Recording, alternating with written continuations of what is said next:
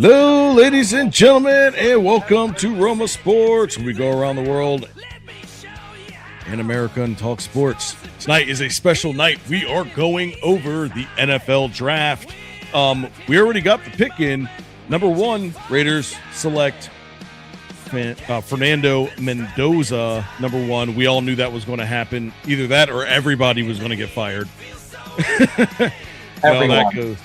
Absolutely. All right, Gargi, Navasa, Nev Sasa. What's up, bro? A little spicy sauce. Let's start with the saucy man. What's up, bro? It took you this long to figure out that my name was that I changed it. Yeah, hey, listen, I'm not that bright. Great to see you, bro. I already knew that you weren't the brightest crown in the box. We got a second pick in. But Roma ought to be the sharpest tool in our shed. Well, let's see if the GM is the sharp tool. I feel sorry. I got some bad news for you. In the 2026 NFL Draft, the New York Jets select David Bailey, linebacker. Texas You said Tech. that last week. We like Bailey over Reeves. Or Revis or Rivas or whatever. Led the nation in sacks. He Okay. led the nation in tackles. And now he is an elite we guy. see. Finished his career at Texas Tech. Helped them get Yeah, into this the kid's, playoffs. And now he's young and he makes hungry. the walk from the green Now, room. I did have to make a Ended up correction get for you that last hug week, though, from the Roma. Commissioner, Roger Baltimore Goodell. did What not do you trade think about David shit. I Bailey? think we all loved him. I mean, Yeah. he transferred They didn't? over from Stanford. No. Had a monster year in Lubbock, Texas. Baltimore His is not one in the year top playing 10. for the Red Raiders. And there's this is a Okay, team well that then, desperately whatever needs site that I him. went You're to, never I'm gonna believe guessing I'm it. going to trash that The one. Jets last year had 0 interceptions. Because it was updated Four as of that fumble night, recoveries. which is weird. What do you mean? The Giants don't have the ninth In pick? 17 And the games fifth? as a defense. No, we're not talking about the No, Giants. We're talking about the Ravens. Welcome aboard, Aaron Glenn. I said it last There was week. Nobody fighting Aaron Glenn. During the a show. defensive-minded head coach. You want to just lower this for a sec? We'll talk about Mr. Bailey. Good pick for the Jets? No good? What do you think? They're loaded up on the defense again. Gangrene, huh? Well, they're going to have to because they really don't have much to go for right now. They don't. They have Geno Smith and company. Tell me Well, about it. The fact that Geno Smith is the quarterback for the offense means that they're just going to focus on the defense, build that side. And the fact that Aaron Glenn was the defensive coordinator for Detroit also means that Aaron Glenn is a defense-oriented coach, meaning that it's easier for the Jets to rebuild the defense with a defensive-minded head coach than it is to rebuild on the offensive side. And the fact that 2027's draft is going to be oodles, canoodles, and toaster strudels chock-filled with quarterbacks.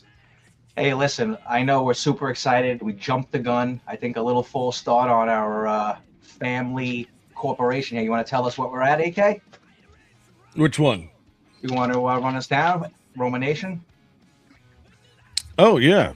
I forgot I have to. Yeah, we're so excited that we forgot to rise. Well, we were just jumping right into it. Oh, baby. So hold on. Give me a second. Let me pull it up. Give me a second. Let me get here. And where are you? There we go. RiseOfMiddleAmerica.com. We get to see our Marietta shows from news, sports. We've got culture shows. Dude, just come check it out. You want to help us out? You can make a monetary contribution at the bottom of the page. Help us keep the lights on. Or you can show your support by going to our merch site. So like, comment, and subscribe. Thank you guys for joining us tonight. And I think what is going on with the Rumble stream? Is it in? Is it in? Is it in? Come on, come on, come on. There it is. All right. My bright idea. Bump this out. Tell me about it. All right. Yeah. So let's see. Do we got anything else going on right now? Well, who's three? We got Arizona or Tennessee? Which one is Arizona. Arizona's going to pick? Then we got Tennessee, and then we got the New York Giants. So let's see. We got Love. We got Styles. We got Revis or Reeves or whatever his name is there. And we also have a couple of good receivers there. So let's see. We got Cortland's there. What do you think? Yeah. So, man, I got nothing prepared here. Let's see. Draft. Well, let's start with this. Navas, good pick by the Jets. There's a difference between it being a good pick and it not being a bad pick. Yeah, I guess it tells you like what direction maybe they're going to start to play. No, right? No. no. This is not a bad pick. Sorry, I'm balancing a few things.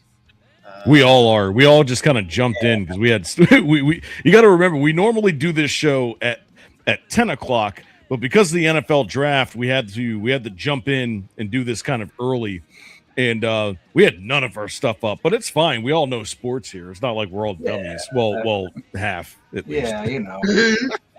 This is the Sports for Dummies show. So Yeah. All right. Cardinals pick is in. here we go. What do we got? And they're going to demand that so he can then go ahead and do what he does best, By the way, which is win games by putting agree. quarterbacks down. Okay, we told you the cadence is going to be quicker this year. What do you Only think 8 the Cardinals are minutes going to go? rather They than lost 10 the in between linebacker. picks. So Mel, the think Arizona they're gonna go with Cardinals Styles? on the clock now, and If if they the make their Cardinals selection, go, there's been so much Jeremiah speculation Love, about the possibility to go to the running back here. Is this too early the GM. for Jeremiah Love to come off the board? Absolutely not. He's the second best player on my board. He's right there with Fernando That Mendoza. means What's this team need? Connor's They done, need right? juice. Connor. They need to energize the fan base. We got Mel They have no Kiper. identity. What's he It's got a bland here? football team, right? That's the Arizona Cardinals. What is Jeremiah Love? He's much more than a running looks back. like Putzico's nephew. 84 on that jersey. Could have been a first round. Yeah, the pick. thing Spot, about wide, he taking can a catch running the ball. back, He had runs of as 30 far as the Cardinals are concerned, I mean, is that possible? Because if he drops down to the Giants, could you imagine us picking him up in that backfield? And that's why I said, you know what? I'll actually accept that idea if he falls in our hands. I totally would, but the I- Cardinals I- got a lot of they got a lot of issues. They need a quarterback. But that's what next year's for. Mm-hmm. Absolutely. This is not a heavy Oh, draft. pick is in. bit. Here we go. This kid can play big time football. The Cardinals just getting a little help. You think All they'll right, trade we'll the pick? find out if indeed that is the selection that they make. We'd anticipated perhaps a trade up to this spot. Does not appear we've had that. The Cardinals pick is indeed in. The Titans are on the clock, and the commissioner is making his walk Yeah. to the podium to announce pick number 3. The Okay. Arizona Cardinals fans standing in anticipation. Draft a kicker. With the Kicker. third pick in the Sebastian Janikowski the 2026 second. NFL draft, the Arizona Cardinals select Jeremiah Love, There it is. running Hey, back, fuck. Notre Dame. They fucked it. Oh boy. They really did it. We had heard so fucked much the ball. speculation over the last few weeks that this would be the selection. And there it is. What a special season Jeremiah I mean, you Love can't had for handle the where Irish you last play. You year. play Over where you play. That's 1,600 the rules. yards of total offense and a school Again, record they 21 fucked up. touchdowns. They should A have done unanimous this. All-American, third of the Heisman, Now. the That first must be Notre his Dame agent. player ever to win the Doak Walker Tennessee Award pick. as the Tennessee top trade. running back in the nation. Giants And are on now, deck. Mel, he is the All right, no, number 4. We're not number 4. We're number 5. This is number 3. Tennessee's on the clock now. Yeah, correct. So we're on deck after Tennessee. Correct? That's correct. Yeah, so they were supposed to get Jeremiah Love, but I mean they've got 3 running backs there. They that are do. So this serviceable. means Tony Pollard is safe. Exactly. All right. So needs and wants. What do you I think? could see somebody trading into this spot. Yeah, I could see them dishing, right? You think the Giants go 4-5 and 9 and just kill everyone? Bro, could you imagine that? What would you? Who do we get? So we get but Jordan Tyson. That's who we need. But hey, here's the thing: the Titans need a wide receiver as well. Jordan Tyson, Will Purdue. Sounds like a whole chicken family. Yeah. So it looks like there's probably gonna be 2 wide receivers gone in the next two picks. So you're thinking 2 receivers in the top 10 come out of this? Mm-hmm. Okay. Yeah, I think so because both the Giants and the Titans definitely need one. I'll tell you a quick little side note. FanDuel had a crazy prop bet that's now down. The prop bet was how many receivers will be drafted in the top 10, and the over-under was 1.5. I So would have gone over. if it lands on 2, and 10 does count. So if it's 10 and it's a receiver plus the ones before, we'll see. Oh man, can't wait. So now he's on stage. So the Titans, they got 4 minutes here. Okay.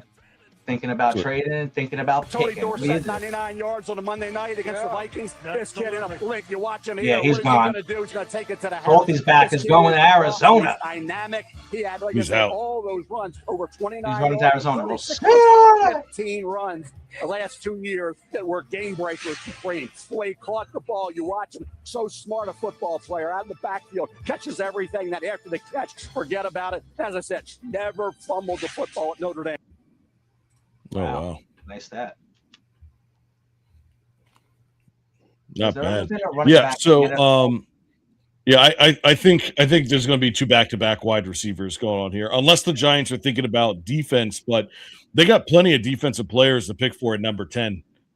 Yeah, I mean, now that this running back's gone, I think they're going Styles, bro. You think so? I hope so. I really do. Has there ever been a running back in the NFL with a certain amount of carries to be eligible, never fumbled in a career? Okay. No, I know that there's some. I mean, we've heard some crazy stats like Larry Fitzgerald has more tackles and he has drop passes.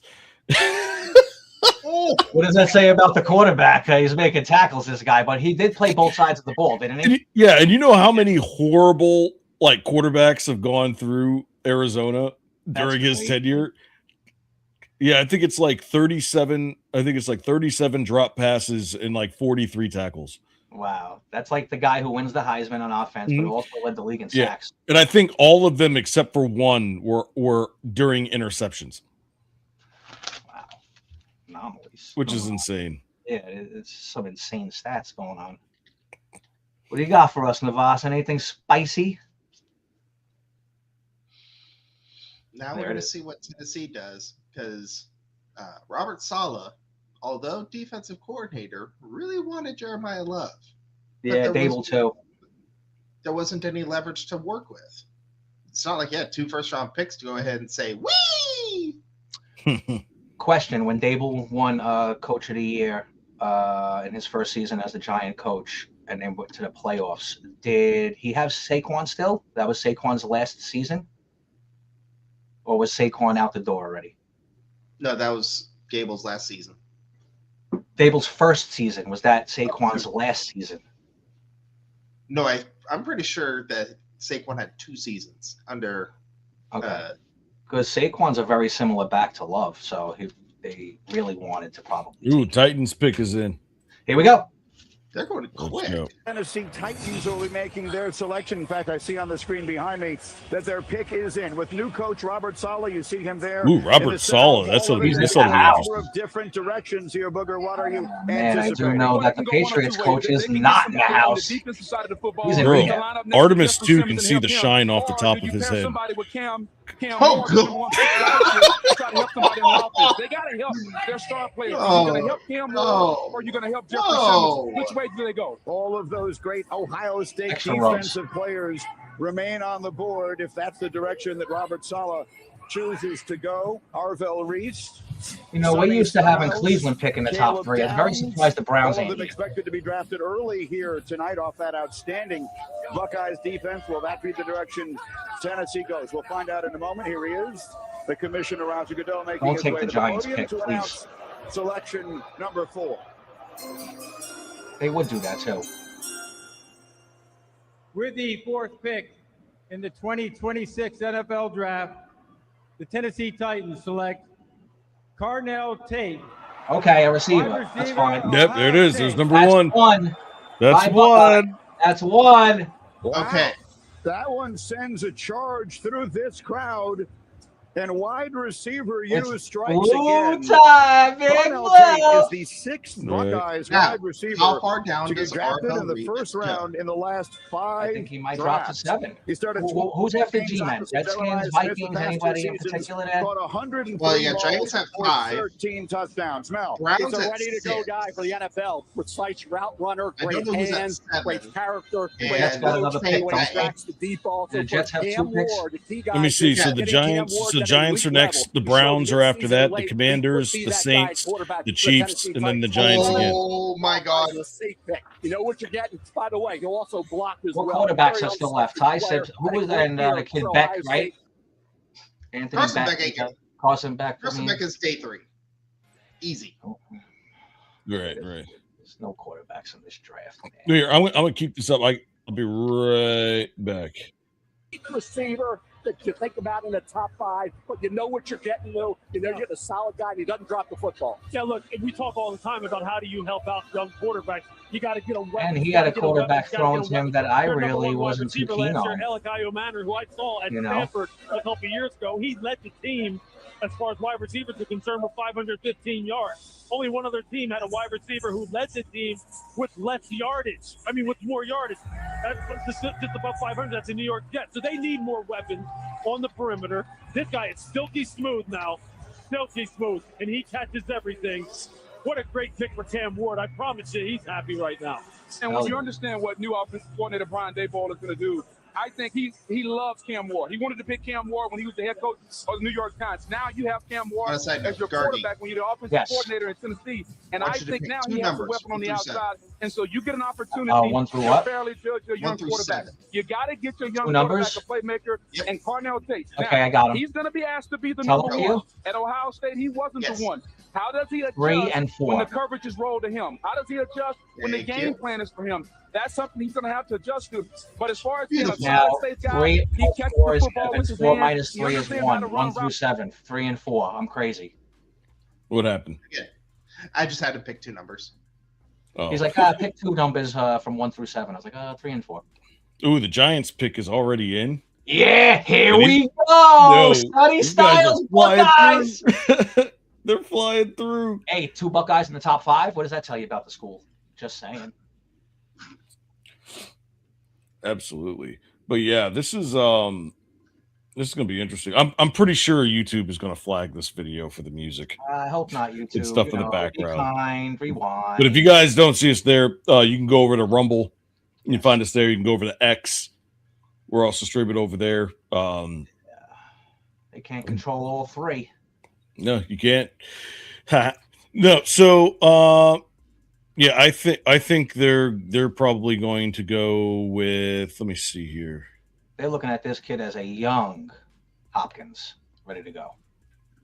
I mean, they could go Everett Reese and go defense here, and then maybe at number 10 go for a wide receiver.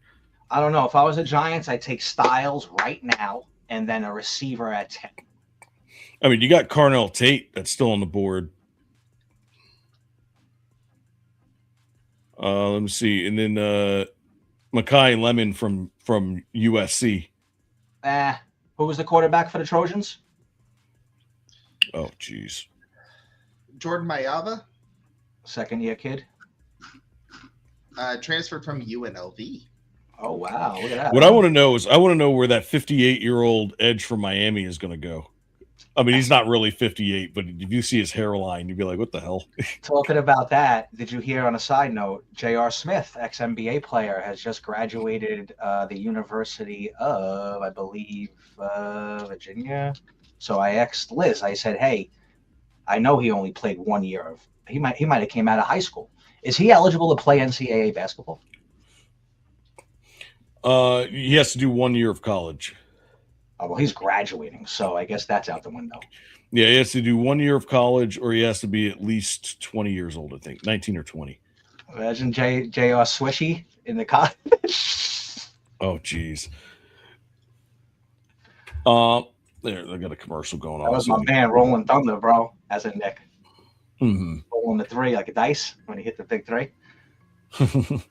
Yeah, so we got the Giants. Next team after that is the Cleveland Browns. Now the Cleveland Browns, I mean, they got a new coach now. They've got no offense whatsoever. They have a Hall of Fame edge rusher. Yeah, they do. Their defense is great, but this is where they need to start. They might actually trade down that pick, or maybe even get somebody in free agency, maybe a wide receiver that's available. Is Stepnoski? Who was the coach there again? Oh, Kevin Stefanski? Yeah, he's not there anymore, right? No, he got booted? He's out. Yeah. So, well, I know they got – what do they got? They got Gabriel, Deshaun Watson, and Deshaun Sanders as their 3 quarterbacks. So, I think we all know that they might actually take this receiver right after the Giants don't. Yeah, I wonder what they're going to do at Watson's contract. They're probably just shelving him because of all the issues that he's had. You want to know something? I would actually keep him and tell Gabriel's got to go, bro. Too small. No, I don't think Watson's playing again. Really? Okay. Yeah, Two torn Achilles. Yeah, yeah, it's not like he's got 2 torn Achilles and 2 torn ACLs. Like, that's handsy. You know, I mean, I haven't had injuries like that when I played, but I mean, it was I've had a hip pointer. Okay, and that hurts. I had those ankles. Why is it taking so freaking long to freaking bring a pick in? Well, I had rotator surgery on my right shoulder from sports. Mm. I used to throw. How was that? How is surgery? They put the stuff over you, and you're just like 10, 9, 8. Well, yeah, I mean, they're gonna be. They pretty much anesthesia you up with a gas mask, and the next thing you know, you're waking up, bro.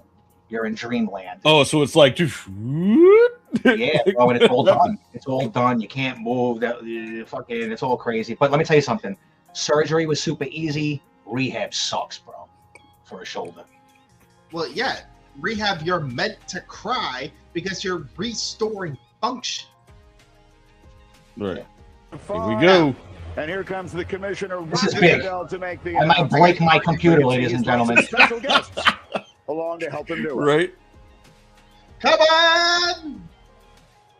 In partnership with the Tragedy Assistance Program for Survivors, TAPS, one of the NFL's Salute to Service partners, we are honored to recognize the surviving family of United States Army Major Paul C. Volke.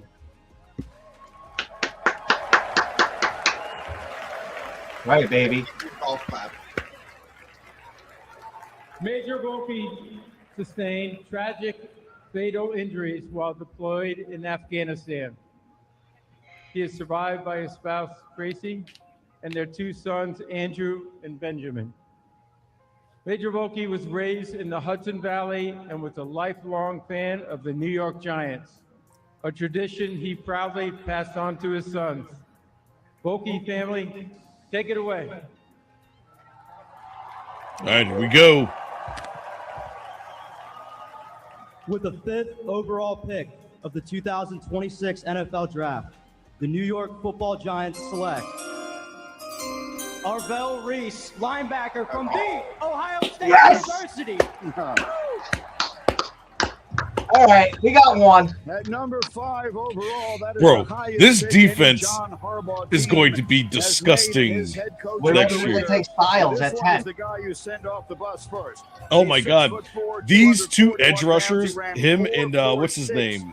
at the combine, a consensus All-American Lewis and the Big Ten linebacker we got of the year. Carter. Columbus to Oh, watch we got- him work we got out, Brady, Abdul and he Carter. was working out with his shirt off, and I'm just sitting there going, "That's Dude, this right is out going of to be Central so we're going all That's exactly speed what you're on the looking defensive for. line right in now. just Holy defensive crap! weapon. And They just went from a 4.0 to a 4.5. You know, identification. But what he's Okay, going to be this is something he is that going to bothers me be a lot. a weapon for New. Nobody's trading. No, maybe Cleveland will, but you hit the pin on the head for no trades. So far, Needs and wants. so far, I have a feeling somebody's going to hop into the top 10. No, I believe that Arizona screwed up twofold. Now, number one, they didn't trade down because they have so many freaking holes to fill. And 2, they picked a running back. Yeah, they set the tone for miserable circumstances for picks going. Now, I'm forward. not saying that Arizona needed to pick a quarterback right now, but like they definitely who's on the got. roster? You know, I mean, what do they got? McGowan? I mean, who is out there these days in Arizona? Rattler? Arizona, there ain't no Jake the Snake. Haskins. Yeah, but their back end though, Arizona's back end of their defense needed a lot of help. Wait, yeah, because Jacoby Brissett. Hold on. Jacoby Brissett. The Chiefs? They traded? Ooh, the Chiefs jumped up. The Chiefs moved up, and there's your trade. You called it.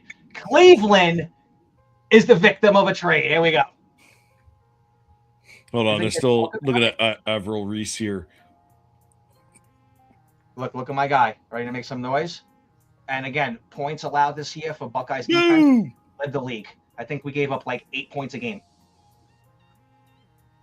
Okay, that's amazing. Look at 0. Look at that shed. Now, you see that shed? Who's going to wear 0 when we got Spider-Man Burns? You forgot about him, right?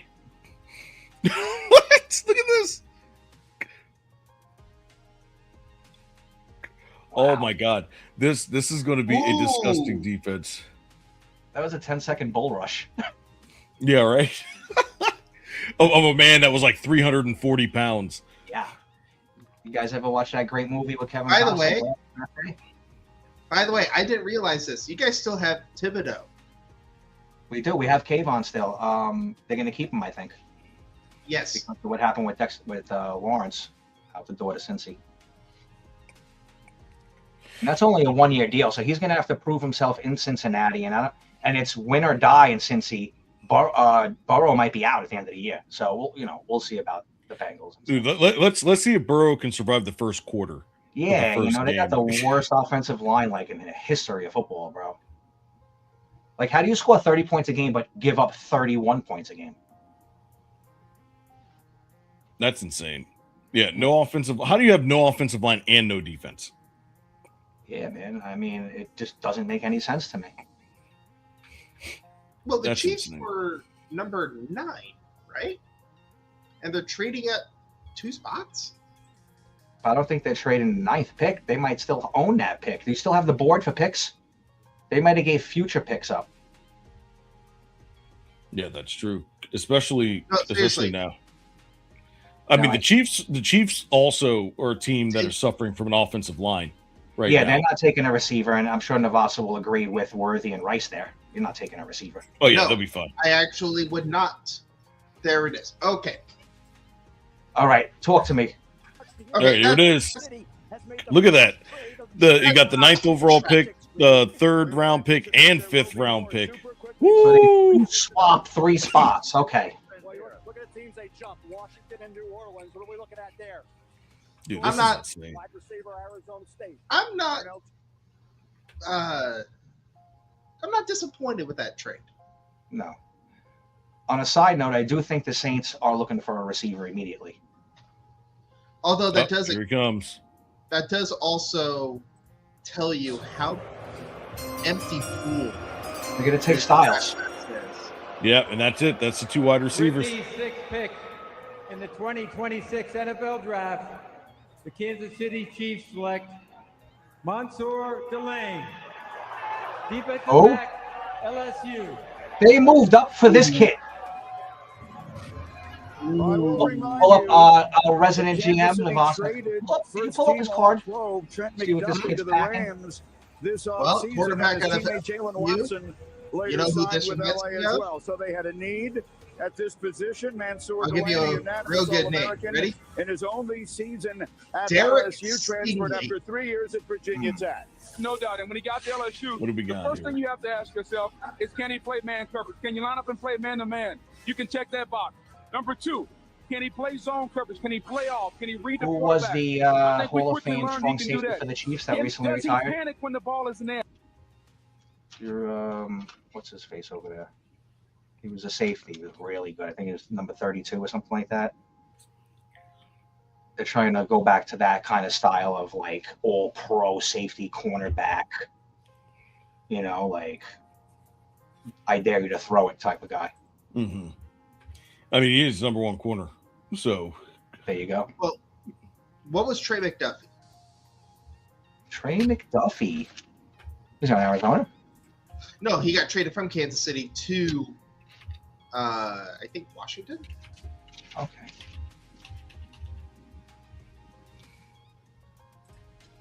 Let's see, Trey McDuffie. Let's see, traded to the Rams. 4-year, $124 million extension. The $100 million guaranteed. Wow. That's insane. He was picked 21st. 21st overall in 2022 from Washington. And then he played at he played in KC, and now he's with the Rams. Well, let me ask you a question. Why did the Chiefs spend to move up and grab this kid? Did they think that one of these teams in front of them were actually going to draft this kid? They just spent money for no reason. They just spent picks for no reason. They were coming up on the call in 2 picks. I mean, the Commanders probably would have, and then who else is there? And also the Giants are back down at 10, who also need some defensive backfield help. Well, they also didn't want anybody else jumping up and getting him. That's why. Do you think people are brainwashed over the offensive linemen being drafted quick, like Evan Neal and Thomas and all of these guys that being busts? I don't know, but the Chiefs needed offensive line help. I don't know what they're doing. I mean, they've got the 29th pick, I think, as well. I mean, I just don't understand. Like, they probably knew something that we didn't. First of all, I'm not familiar with this kid to be known to pick in the top 10. And to just move up 2 spots and actually pay future collateral, I mean, is that important? I mean, your pick was coming in 4 minutes. Literally. You know, and I doubt the Saints were going to take this kid. Yeah. They don't need corner help. Commanders already got their pick in. Like, these guys are flying. We're flying through the first round tonight. They got don't they have Adams in Washington? Jamal Adams? I think so. Yeah, there's the Commanders room. I'm baffled. I wonder if you can see what's on their draft board right now. See who they're trying to pick. I mean, I think we all know that Cleveland didn't need to pick, but what are you doing if you're the Kansas City Chiefs? I don't know. They really need. I wonder if they didn't have enough offensive linemen in this draft that were good enough. What did they pay for this kid? 2 futures? To the Commanders multiple No, times. all they did was commissioner with swap the pair first of round Hall of picks Famers and give it a third and on fifth. either side. That's why I was saying to announce earlier. the 7th pick The in this fact year's that draft. you only gave up a third and a fifth to go up 3 spots in the Walter first Payton round NFL Man of the Year award tells me and this is my draft nationwide class is not that good. is awarded to one player Either each now or year never. and celebrates their profound impact on and off the field. I'm joined on stage by former winners Lynn Swan and Jerome Bettis. Lynn Swan. And the league welcomed its newest member to the prestigious club 2 months ago, Super Bowl champion and 6-time All-Pro Bobby Wagner. There you go, Bobby. Seahawk. On behalf of the Payton family and nationwide, I encourage players drafted this week to make their community and the league a better place. I like Marshawn Lynch. You want to go for it or you want me? Beast mode. With the 7th pick in the 2026 NFL Draft, Here we go. the Washington Commanders select Sonny Styles, linebacker, Ohio State. Man, I wish the Giants would have got both of Now, them. this is the first time that Ohio State. Oh, could you imagine that, bro? We'd be setting our defense for the next 6 years. I think the Giants should have probably moved up and made a call before this draft started, just for the simple fact that you know they're not going to be bad. So they're not going to be picking high in the draft to entice anybody. So give up some picks, bro. Move up. Not only that, but every single top 10 pick is solid. Actually, the top 14 picks are solid. After that, it's basically a crapshoot. Yeah, it's wavy after that. It's a wrap. Mm-hmm. But man, what's Ohio State going to do next year? They're losing their entire defense. Already a wide receiver, yeah, and we might even lose freaking the Big Ten to Indiana again. Who the hell knows? I mean, Mendoza got a little brother, so see what happens with that. Oh yeah, that's right. I forgot about that. Signati or whatever his name is, extensions. That's Navas's friend, buddy over there. Yeah, so Signetti. There you go. But yeah, so it looks like the so Washington. Who else do they have in there? Washington has a bunch of young freaks, actually, not for nothing. They're very agile. They are. They're not big, but they're yeah, they're fast. They're strong. but they're young. Mm-hmm. Linebacker core, I'm not familiar off my head on Washington, but obviously they just added a big time linebacker. So there you go. Now it's a known name. I wouldn't say he's a no name. No, he's a known. With known name. Okay. With a Known. Yeah, no, he's a known commodity, and he'll be playing against his buddy twice a year in Revis. So there you go. NFC East is packed, and X the Cowboys. I'm surprised the Cowboys didn't make a move and try to flex their little muscle with Jerry Jones and his craziness. Oh, they need. I'm convinced that Jerry Jones died 10 years ago. I mean, maybe. And he's just like, weekend at Bernie's. We know that Bernie is the owner, the GM, the coach, I mean, he's all in, skin in the game. He's the quarterback, the wide receiver. He's crazy. Okay, let's just put it to you like that. But hey, pretty cool draft so far. I like it. This has been a quick first draft. It really has, because it looks like the Saints have already picked. There we go, and then the Giants are next, right? And then we can. No, it's the Saints and then Cleveland, because Cleveland traded back with the Chiefs. Correct. Yeah, okay. I wouldn't be surprised if Cleveland trades back again. Could you imagine if Cleveland gets like 6 or 7 picks out of those 2 picks? Yeah, I think they're done with like high draft picks because they've bogused on a lot of them. Mm-hmm. Besides like Baker or maybe one here, one there. What was that receiver from the Browns? He was always getting into trouble, but he was so good. Oh, Josh Gordon. Flash Gordon. Yo, I mean, they hit him. I think the Saints are taking a receiver.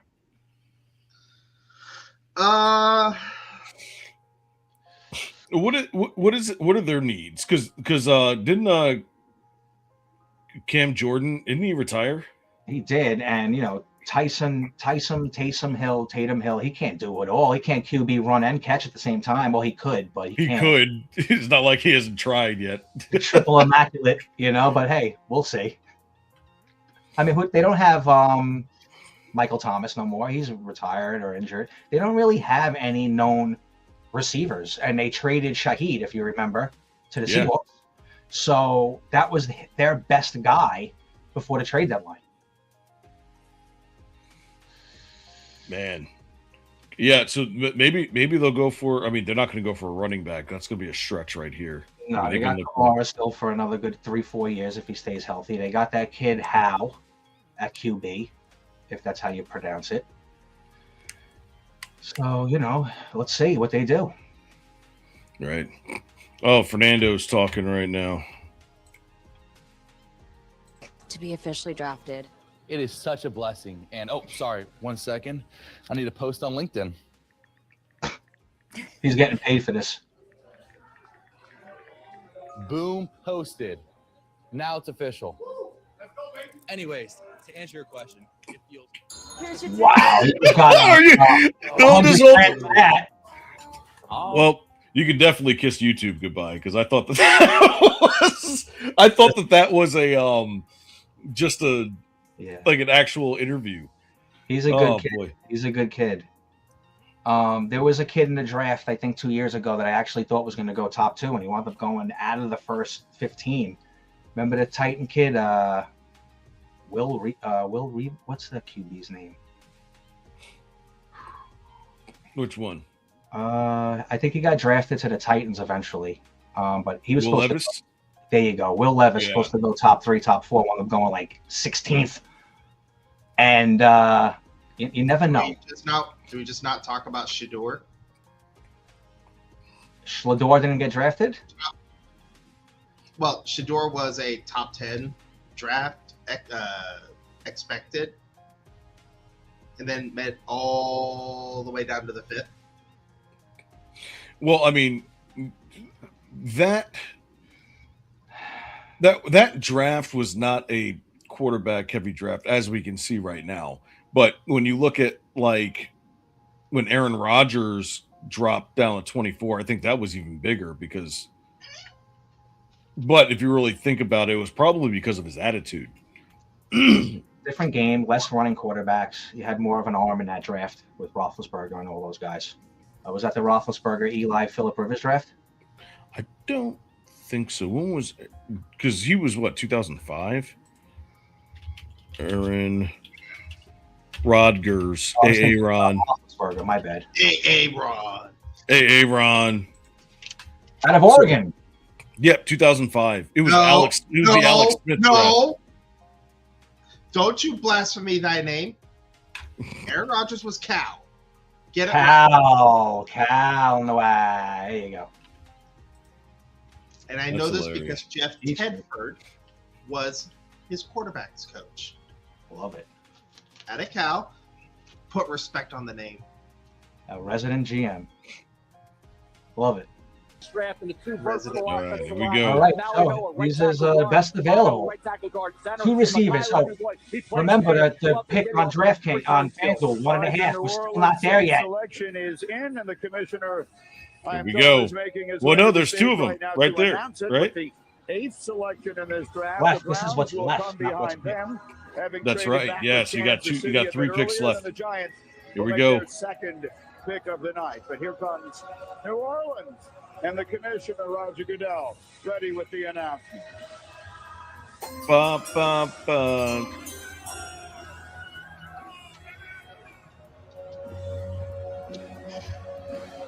Boudet.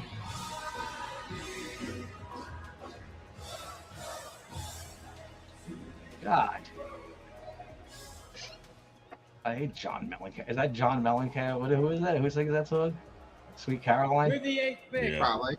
in the 2026 NFL Draft, the New Orleans Saints select Jordan Tyson, wide receiver. There it is. That's the winner. It went over.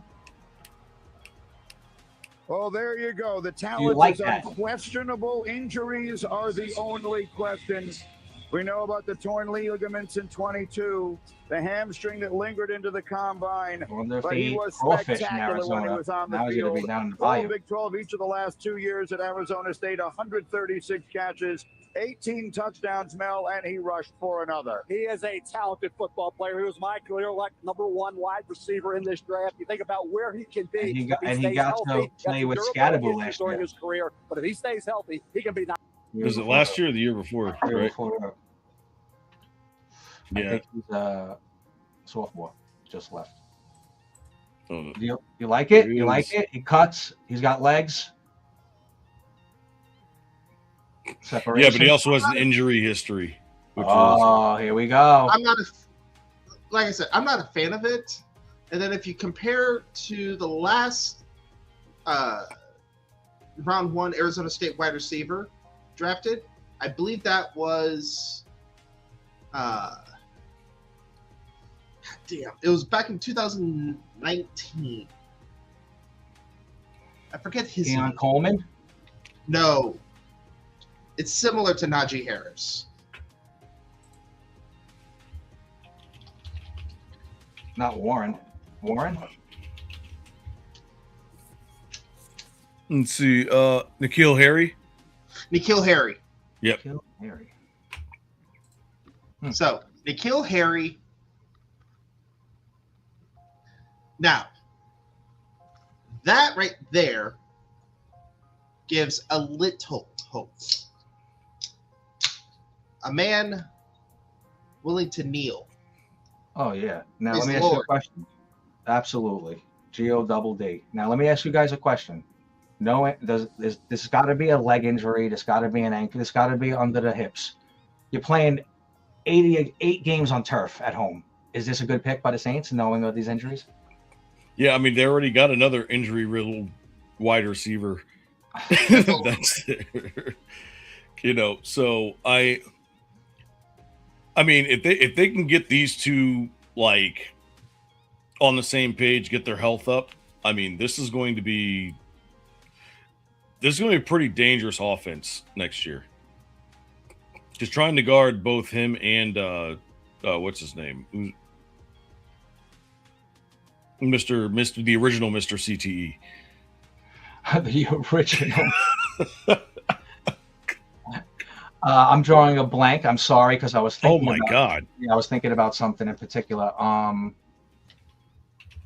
mean, listen, you got to score a lot of points in the NFC South. We all Chris know that. Olave. Oh, Olave. Olave's pretty good, man. Yeah, but after Olave, they don't got anybody else. No, they don't. It's like literally. I had to actually look up the names here. We got Devon Villay, Damian Alford, Trey Palmer. Trey Palmer. I mean, we know him, but I mean, let's see, Jalen Polk. I don't know who that is. No good. This kid's gonna be. They're gonna really treat this kid like gold. They are, especially there. But if Chris Olave and this kid can work 1 and 2, and they can stay healthy, they're gonna make some noise next year. I mean, the Buccaneers are gonna take a step back. The Carolina Panthers, I mean, if they can stop having rough starts to season, stop going 1 and 6, then maybe they'll be good. But I mean, I'm actually curious to see how the Panthers are going to do, because where's their pick? Yeah, and that 1 and 6 is a typical playbook out of Philip Rivers' career. Yeah, the number 1 19. and 6, and then let's go 6 and 1 and try to make a wild card. That's what Philip Rivers did every year. Oh, so they're projected to pick Sadiq. Isn't he the wide receiver, the tight end from Oregon? The 6'9" dude. I thought Sadiq might have go to Tampa Bay, but okay. Well, Tampa Bay is what, number 15? You're saying that the Browns might take this kid, or the Giants? No, the Panthers. Oh, the Panthers. Okay. Yeah, the Panthers have no tight ends actually. They don't have that guy Washington, right? Johnson. They don't have any of those type of dudes. All right. Pick is in from the Browns. Let's go. The Browns are here at 9, and the commissioner. Here's all the boo. The dog pound is drooling. The 9th pick in the 2026 NFL Draft, the Cleveland Browns select Spencer Fano, tackle, Utah. Okay. Wow, this kid came out of nowhere and made the top 10. Look at him. Off the board in this class. Mahi tonight. Celebration at home in Utah. Highly decorated. Yep. During his Somewhere I'm college hearing the career. song, "You're welcome." All-American last year. Offensive lineman of the year, I'm just and picturing now he won the Outcomes Trophy as the best lineman in the country. Played 11 games at left tackle in 2023, plugging 1 game Big at right dude. tackle. Then he became the right tackle with Caleb Lomu in the last few years was the left tackle. He doesn't So look for a guy like sloppy now. He Spencer looks a little Fano, healthy. This offense got it done. They Now, ran the ball. the fact down that it's a people's throats. They were tackle? a balanced offense. Fano had a lot to do with that. You He were gets after saying them that defenses, guys. Cleveland I had think he's the most no versatile offense, offensive lineman right? in the draft. Even None at the combine, whatsoever, Brittany, they he worked him said. out at center. So he plays left tackle, he plays right tackle. He's worked out at center. So you're getting a versatile piece that you can put anywhere on your offensive line. Now I think you Cleveland's have going to put him some at the form of left tackle spot, protection. which he played early on Who's the in his running back freshman in season. Cleveland? Look, quarterbacks in Cleveland had a tough time last year with how inept this team was as far as Yeah, he's pass definitely going to protection. be a starter. He's He's going to be a one of those day guys one with starter. Positional versatility, can go He's to gonna one have side, to. can Protect figure out the best Flacco. combination of 5. They still got and make Flacco. sure they can keep whoever winds up No, being their no. quarterback. Flacco is on a beach somewhere, probably buying a beachside property. He's out of here. Are you kidding me? Giants pick is in too. Oh. Receiver? Wow. Is ready with the announcement. Who's left? With the 10th pick in the 2026 NFL Draft, the New York Giants select Francis Mauigoa, tackle, Miami.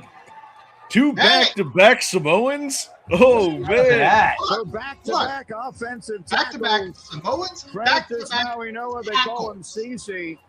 He So was a top 10 Mauigoa recruit in the joins nation coming out of Falele IMG, so he's been on the radar a to long protect Dart. time. A consensus We're going All-American. Samoan. And now he too is Yeah. old. Will not turn 21 until That's- June. Guess what, guys? He That's a started big dude. 42 games at right tackle during his career with the Miami Hurricanes. Entertaining player to watch. He was beat up as a run blocker. He This excelled guy's driving he's defenders one of off the he's ball, Haku from powerful hands, WWF. Very good core strength Yeah, and leg right? drive. He sustained his blocks. pass protection, the hand placement was very good. Plays with balance, good mirror ability, has the base anchor versus power, good punch move. He came a long way as a pass protector. As a right tackle, people are kind of writing him off, saying, well, he's got to go to guard. I don't think so. I think he can be a right tackle in the NFL. Is that Marco If he Rubio next to down him? the line, then you kick him inside the guard. The Francis Is that Kevin Hart? Kevin, what the hell's going on around here? I mean, he is in New York, right? That's It hilarious. could be minority ownership people. Tell me about it. Yeah, dude. So we got two, right? So the first one is we got somebody on the opposite side of Carter, which is going to be fantastic. And we're going to have both of those guys for a long time. And now we've got our tackle that replaced what's his name? Is it Neal? Evan Neal. Yeah, Evan Neal. Yes, sir.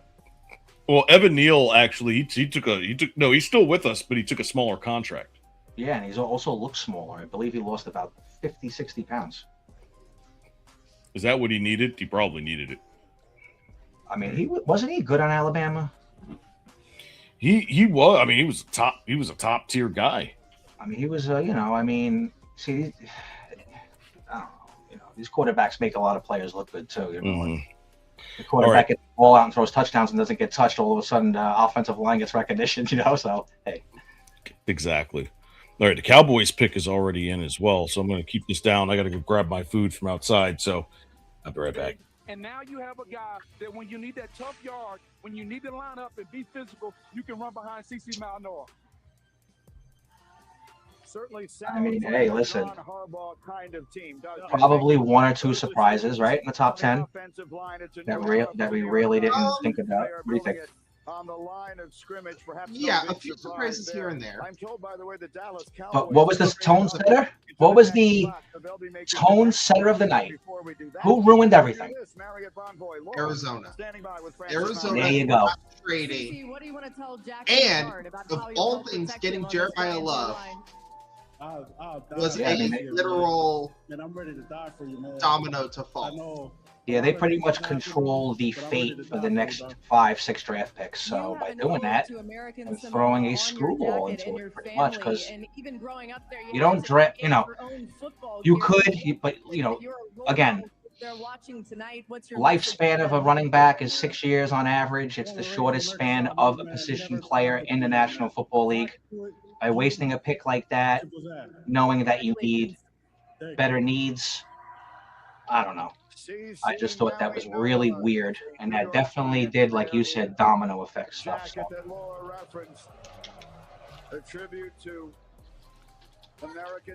Now, the good thing about the pick, I'm not, I like to look, I like to try to find positive. So the positive about the pick is the kid's got great hands. Arizona loves to run the West Coast dunk, Steve Young style offense. So that would implement good stuff. Brissett is known to be a chucker, but they need more than that.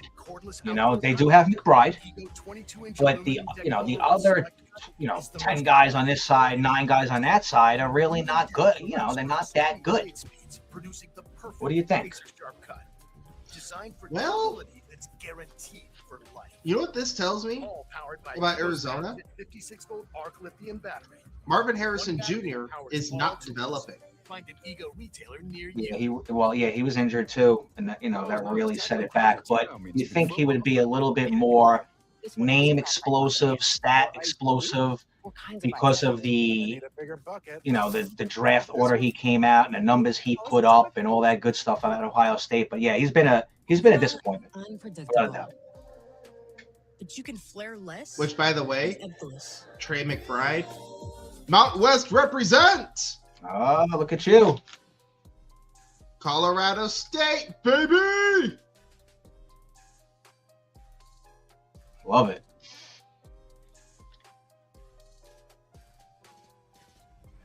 The Cowboys will probably, like we said before, maybe take a kicker.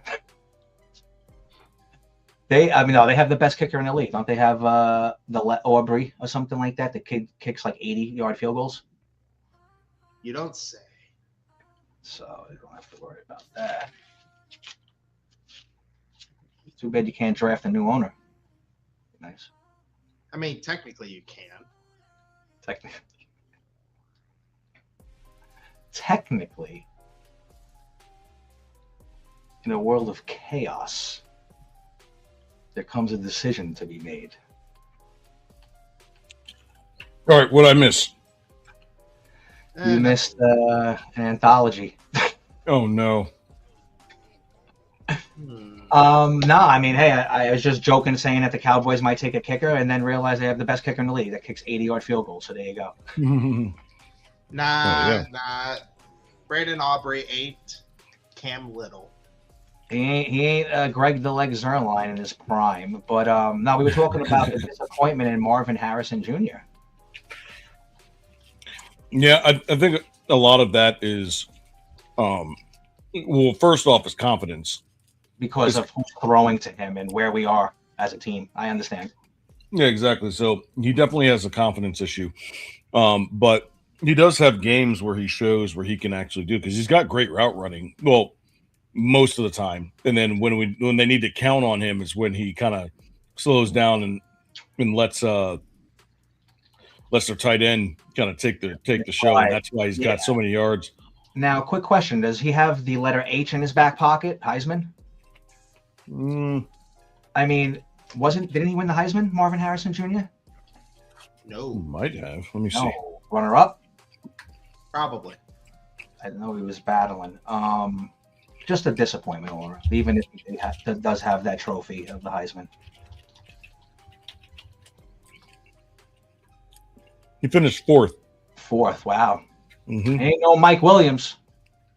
So the Cowboys moved up in this one. Who that player is. Here comes the commissioner to announce the Cowboys selection at number 11. With the 11th pick in the 2026 NFL Draft, the Dallas Cowboys select Caleb Downs, defensive back, Ohio State. All right. That's a Jerry man. Ohio State star. Cowboys are known to give up tons of yards. 2023. So this kid will be in the box making some tackles. Off to Ohio State, where he was a unanimous All-American. Well, I'm going to use the restroom for the first time. Will be the Jim Thorpe Award medal and a national champion. What do the Cowboys need on defense? A culture change, right? They need an alpha coming in there. This team allowed 30 or more points. Absolutely. Like, games. Jerry Jones is watching his offense. Didn't they give up the aren't they in the bottom like 5 in yards given up last season? Scoring against that Cowboy defense. They couldn't stop anybody. This kid is going to tolerate nothing but winning, nothing but working. He's the smartest football player Nick Saban ever coached, because Nick said it, right? You talk about that. I think they also gave up the most amount of points. Lead the team in tackles in school history. He had 16 points. That'd be hard to beat Cincinnati. He played for 3 different defensive coordinators. This kid may not be Cal Hamilton in terms of being 6'4". Cincinnati figured it out at the end of the season somewhat. Football players you will ever find. Well, at least they had like a 5-game, 5-game stretch where they thought they figured it out. Defense needs more than that to the Dallas Cowboys. You know, coaches always talk about, I can coach you up, but you got to go on the field and play. When you send him on the field, you have a coach on the field. He's got high-level instincts. And what does that mean? That means you don't have to tell him where the play's coming. He can feel it out. He's seen enough football. He can get guys lined up. When you look at a Cowboy defense that needs to get better in a lot of areas, you're going to have your coach in the back end and Caleb Downs, an instinctual playmaker. I'm not concerned about his size. There's some concern about his size and the tackling. I didn't see him miss many tackles, Luke. I think he'll be able to get ball carriers down. What he's going to bring is just a calming influence, a calming, communicative, playmaking influence. All right, so Dolphins pick is also in. Kenyon Sadiq, I really want to know where he's going to go, the tight end, right? Because I'm not exactly sure how many teams need a tight end, but top tier tight ends is where championship teams are made. Yeah, I mean, Njoku, if he wasn't on Cleveland, he'd be making a lot of more noise than he is. You know, Pitts in Atlanta. Got a lot of good tight ends in some bad places at the moment. Mm-hmm. And then you got some tight ends who are a little hyped up, like my tight end, Theo Johnson. I mean, the kid's got to stop dropping passes. You know, you came from an A+ college. You know, you got a stud throwing you the ball. He's your good friend. Catch the ball. That's all I'm trying to say. Now they got Likely. Maybe that'll put a spark under this kid's tushy a little bit. Exactly. Like, could you imagine if David Njoku was on like the Bengals? Oh yeah, I mean Burrow would have a field day. They don't have really a good tight end. Eifert, I don't even know if the kid's still out there. Tyler Eifert. Eifert. I mean, I think he's been gone for a long time. Yeah. Heard that name in years. Give me a tight end in Cincinnati because that's what I remember. You know, yeah, man. I mean, they don't really have anybody out there. I don't know, Eric. He's like, well, hey, Eric, we talked about why would you move up 2-3 spots, pay for that spot by giving 2 future picks away for a kid that really wasn't mentioned. Do you know something that I don't know? I mean, typical Kansas City mind-boggled dilemma out in Arrowhead. Yeah, Eric here. He's a diehard Chiefs fan, so he knows. All right, go Chiefs, go Chiefs, go. I mean, hey, listen. You know, we knew you weren't going to take a receiver. You got 2 young studs. Kelsey extended. Mahomes will miss a couple games, but there's no QBs out there. So where do you go? And they went to strong safety or corner. Mm-hmm. Safety. There you go. This guy went over to the Cowboys. Oh, you missed it.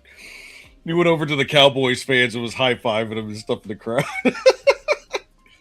Oh, Dolphins. Tonight, here comes Roger Goodell. What happened to the Vikings? They just got rid of all their picks. They can care 2 shits. Yeah, right. With the 12th pick in the 2026 NFL Draft, the Miami Dolphins select Caden Proctor, tackle, Alabama. All right. I think they're mad and they missed their opportunity from one of the Samoan kids. I think the Dolphins wanted to draft one of those kids. 6'7", 352 pounds, 3-year warm starter, weather. Tackle, a freshman, All-American in 2023, All-SEC each of the last 2 years, consensus All-American in 2025. So you look at Caden Proctor, the talent is in abundance. He should be a Pro Bowl player. He should have been a dominant player week in and week out when he was playing at Alabama. First game against Florida State, he struggled. He had some concentration lapses, focus lapses. He allowed a sack, 2 quarterback hits. Who do the Dolphins have? They have the Honey Badger? Who do they have out there? Second half that game against the Seminoles, he had all kinds of problems. And again, he got better as the season went along. I think he qualified somewhat as an underachiever. For all that talent, you got to dominate in college. Caden Proctor can be as 352. wants to be. Not for nothing. Very surprised Ruben Bain did not get drafted out of Miami. You know what's crazy is like these offensive tackles are just getting bigger and faster and stronger every single year. Like soon it's just going to be like tackles are just going to be a position where everybody has one. You know. Yeah, I mean, it's kind of like the defensive tackle. I mean, I've been noticing that though in the last maybe 5-6 drafts, 5-6 years, any top 5 offensive lineman hasn't worked out. So I think teams are very very leery on taking and wasting their pick on an offensive line, knowing it's probably going to be a bust, man. I mean, you got to, it's different. College football is different than the pros. You know, the speed alone, the power. You know, the smarts and the tricks of what's going on. So, No, understandable. And you're a coach. You know more than me. You know how it is out there. Not only that, but the college game is now starting to follow the NFL game, right? In different areas. So, what works out the best is that you have those pipelines, right? You have the pipeline to those big time schools, which is good because when they go in, they don't have to learn as much. They kind of like a plug and play. The bad part is you can make a really good high school prospect look really stupid if they can come in and not pick up on everything. It's like, I just want to play ball, like an Anthony Richardson. Oh, geez. So, guys, let's see if you guys are paying attention so far. There's been one position that's been taken, and this just shows you that this position, the person is so much better than any other player in that position. And when is this position going to be drafted next? Can you know what position that is? Running back. Did it say quarterback? Well, I mean, both the top two, running back and quarterback, already got picked. So I guess you could go either way on that, A or B, blue pill, red pill. Navas, what do you think? QB, running back? I mean, Mendoza is so much better than the next quarterback. What about Beck? Is Beck staying? No. Beck He is. had no poise in that big game. Go ahead. Carson Beck is a game manager. He is not a game changer. Literally speaking, time and time again, Carson Beck is not day one. Full stop. Day two, unlikely. I see Carson Beck as no different than Jake Haener. Jake Haener was a day 3 pick. Hold on. Is it 2 and 3 or 2, 3, and 4? That's day 2. Day 2 is 2 and 3, I think. Okay. As long as rounds 2 and 3 for day 2.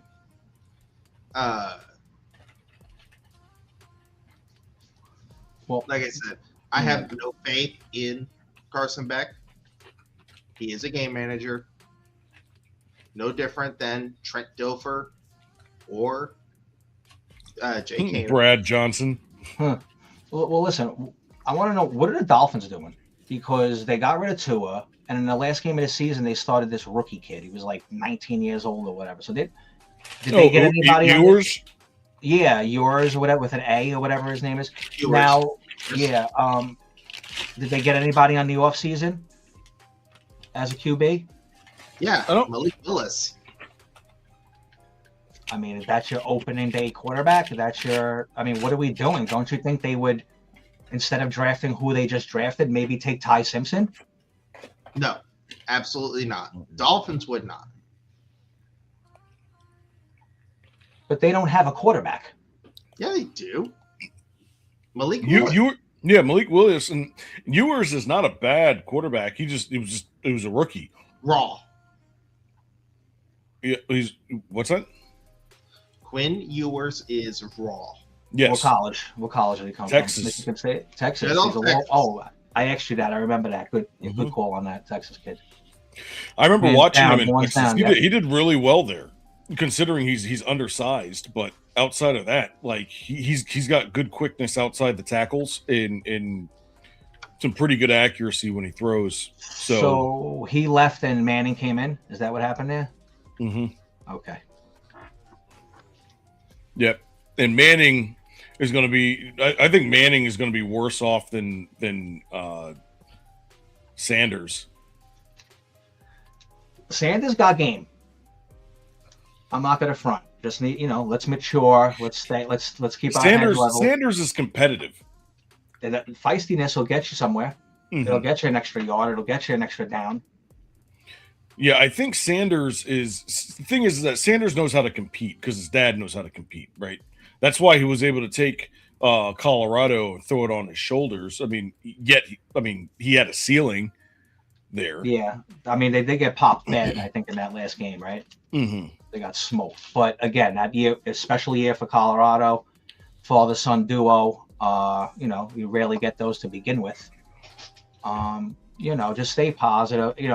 When you have a Hall of Fame father coach, it's going to be a little Twitter action going on. There's going to be a little drama in social media that would either steer it positive or negatively. So, he just got to go straight. That's all.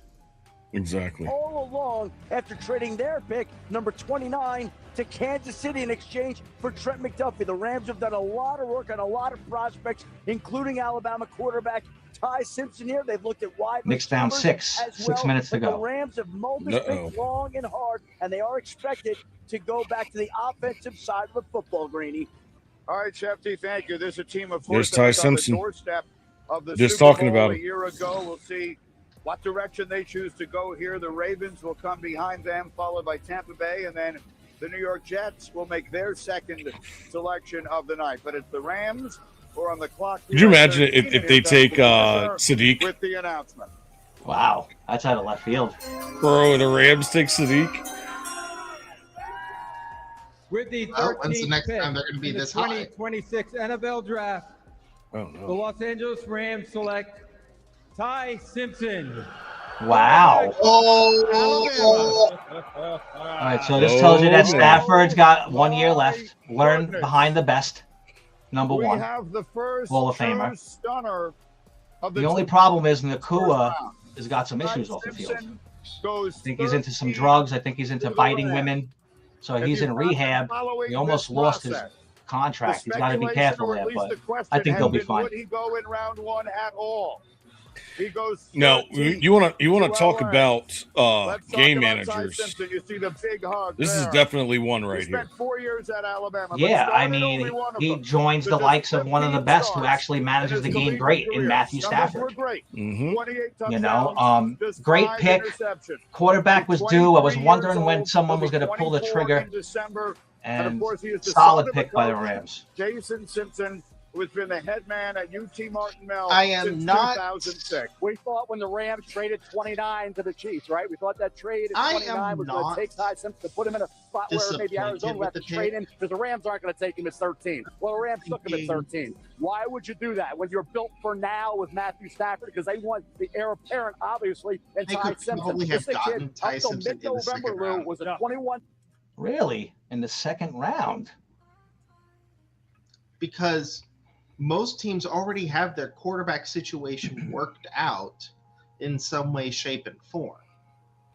Yeah, we went over who needs a quarterback, and a lot of teams actually didn't coming into the draft. Yeah, so it's a perfect year for there not to be that many QB prospects. How funny is that, right? Light QB prospects and light teams of QB needs.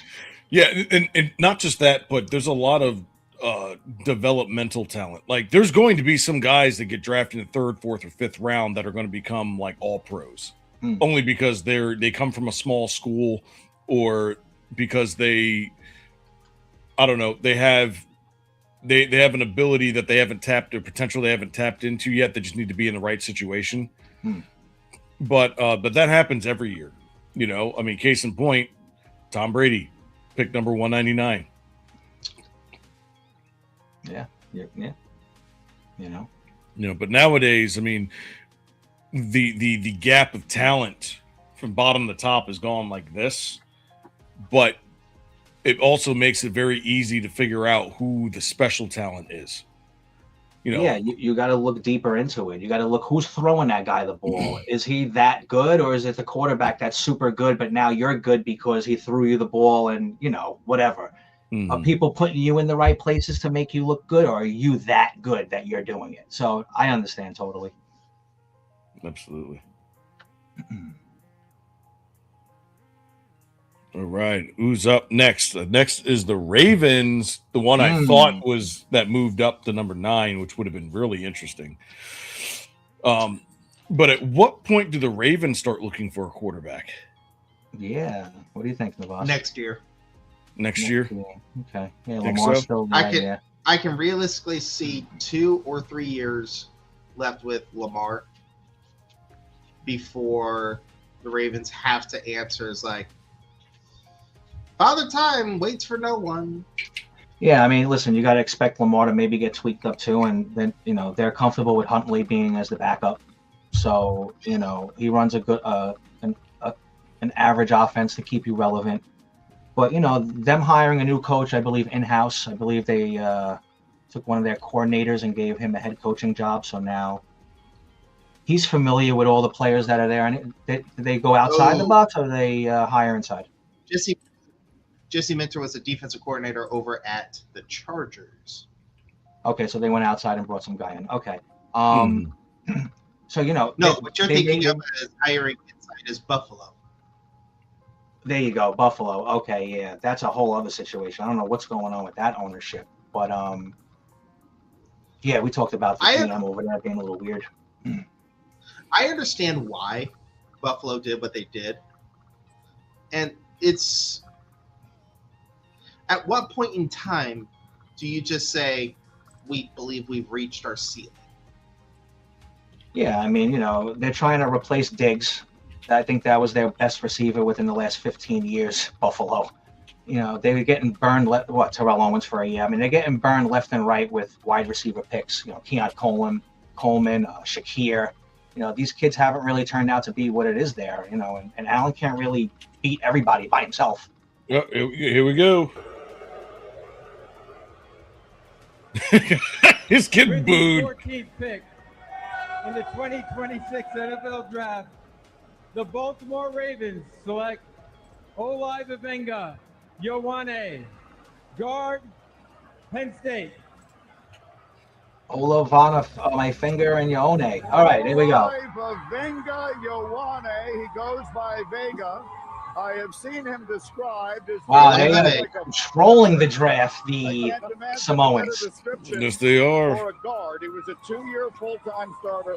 All Big Ten. He looks like Carl Anthony Towns a little bit. In his final season, played both right Yeah, and he left does. guard, but primarily on the left side. Guard play was a disaster for the Ravens last year. It impacted the center Linderbaum and impacted the right tackle Rosengart, who stepped back. You can thank Troy Polamalu for that. Vavenga Ioane is the best pure guard in this draft. He's plug and play. Yeah, he set the tone for that culture there. He's a in the guard. NFL. Yeah, because Troy Polamalu was in. He was on that USC team, that nasty USC team with Reggie Bush. Oh, and Matt Leinart. Matt Leinart. Killing it. Yeah, they had a whole bunch. They had Carson Palmer and then Matt Leinart, and then who was it? Mark Sanchez, John David Booty. They definitely had the dirty Sanchez, but they had Mike Williams, bro. I love Mike Williams, bro, as receiver, USC. Dude's a beast, bro. Mike Williams. He didn't do much in the NFL, did he? He did not. He was supposed to be like that T.O. type of guy. Yeah. Yeah, because he was like 6'4", 230. Yeah, he's a big dude. And when you say those numbers, who do you think of? Megatron, right? Yeah. Exactly. So, he had the capability, just didn't have the want. Yeah, they had Megatron at 6'4" and 3/4, and I was like, nah, he's like 6'6". That dude was like a gazelle. Yeah, he was a specimen. Oh my goodness. This is the Bay pick. I'm calling Sadiq. I'm calling Bay right here. I'm calling it. Yeah, did you know? Pop quiz. All right. What? Actually, 2 questions. Number 1, which school did Calvin Johnson go to?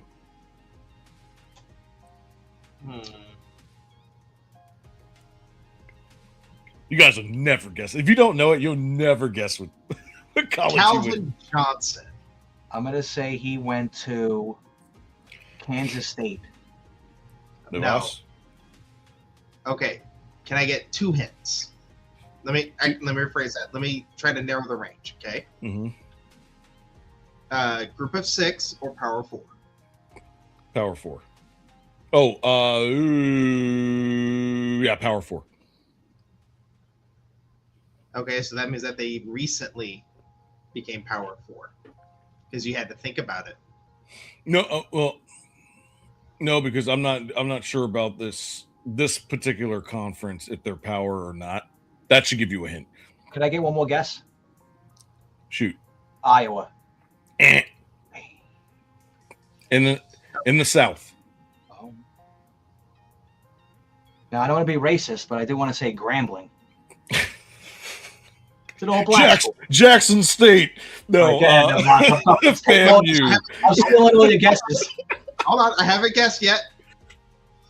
Okay, so questionable because you probably don't know. And you said it's in the South. Is it a lettered school? Second, like initials only. Here's the second pick. They play their in-state rival. Georgia Tech. Our resident GM is on the ball. All right. So the second question is who was his number 2 wide receiver? Oh man. At Georgia Tech or Detroit? At Georgia Tech. Okay. So Calvin Johnson was mid-2000s, right? Yes. And I'm actually shocked that this team's offense wasn't better than what it was. Hold on. Calvin Johnson, did he ever play with Joey Harrington? No. While at Detroit? I don't think so. Because Joey Harrington was, I think, 2002 or 2003. He was the Duck. Got me researching.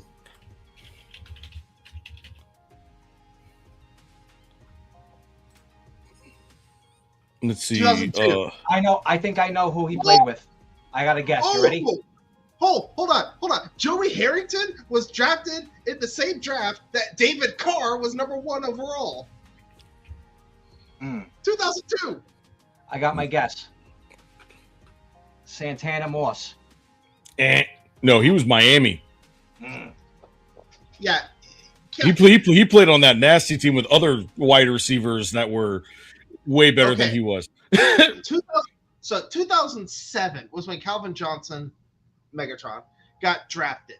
Okay. So that means that he was Georgia Tech from 2003 to 2006. Larry Fitzgerald? No. No. The wide receiver. All right, next hint. He played with Peyton Manning. Marvin Harrison. No. Now you got to choose which team. Reggie Wayne. No. Playing with Peyton Manning, Demaryius Thomas. Look at you, the Broncos. You schemed on us. You know, Demaryius Thomas caught that 98-yard touchdown from Tebow, and that put Tebow on the map. Uh-huh. Yeah, for one game. And then he got slaughtered by the Patriots next week. Went to the Jets, and it was career over. Hey, that's your reward. Now the Buccaneers? Ooh. With the 15th pick in the gotta go 2026 NFL Draft, Bay. The Tampa Bay Buccaneers select Ruben Bain Jr., Whoa! linebacker, Miami. Oh, there he is. There's that hairline. And there he is. There's that hairline. Got to see the way he dominated games as he led the Hurricanes all the way to the national championship game. This is 5 local sacks in 4 playoff games. Grew up What do you mean, Angel Reese? What do you think all black people look the same? Consensus All-American now as the ACC Defensive Player of the Year last season. We talked about 30 and 3/4 arms. That's an outlier. Like rush hour, That's why bro. he's going to have to prove and beat the odds. He can get it done in the NFL. Did it in college, coached by Jason Taylor. So every technique that you need, he's got a variety of moves getting after the quarterback. Up front. Strong hands. He takes great angles getting after the quarterback. Didn't run a 40 because there was speculation he'd be in that 4.8 range. So is the lack of a great 40 time and speed off the edge and the short arm going to prevent Ruben Bain from doing what he did in college short against arms. the AOGs and other occupation guys? Can he take that into the NFL despite having the short trying arm to fix the like defense now because Baker can't just score points and not, there were some who thought that this might happen, right? We talked about it as well, that Ruben may slide here because of some of the things that you just talked about. Maybe they started getting this is the guy I thought that the Giants might slide and get. But I'm so glad we got the guy that we did. Get past the fact that, hey, are those short arms going to come into play? Orville Reeves or something. And what maybe the projected 40 time looks like, is that going to come into play? Todd Bowles says, hey, look, I had to blitz like crazy last year, and I figured any young person that has an old man name has got to be special. I mean, the kid's name Orville. I mean, Orville Redenbacher. If I'm Tampa Bay, I'm ecstatic. You know what's amazing is we always talk about turn the tape on, watch the film. 6'2", When you watch the 263. film, he was the most dominant defensive lineman in college football last year. I don't care how long his arms are. We know how good Miami was. That a defensive lineman can do. Can he get off the ball? Can he come out of his stance and threaten the offensive tackle? He can do that. Once he does that, can he turn the corner? Can he dip his shoulders? Is his ankles flexible enough to get to the quarterback? He can do that. Doesn't matter if his arms are short. Can he set the edge? 30-inch arms, offensive tackles' arms alone. 30-inch arms. I can hold up against the run. And then here's what I love about him. He's a power-based player with heavy hands and understands how to flip his hips. As somebody who's vertically challenged like myself, I was told I was too small. I was drafted 15th. This young man is drafted 15th. There you got it. There you have it right there. You have short arms, you have short hands. Back to you. Back to you, Bob. That's what she said. As she said. So the Jets got a pick that's in right now. Okay, they're not in yet. They're still in the NFL. Yeah, so the Buccaneers, because they had that fast defense. I mean, but they also lost what's his name, White, to Vegas. Mr. White shipped out. Yeah, so he's gone. So he's probably going to fill in that spot. Yeah, the main thing is, does he have the lateral advantage? Like, can he go sideline to sideline? That's going to be important as well. Wonder if the kid he had a great combine because his name was mentioned in the top tiers, Ruben Dane Jr. So I also heard today on a side note, sure you all remember Brandon Jacobs, great running back.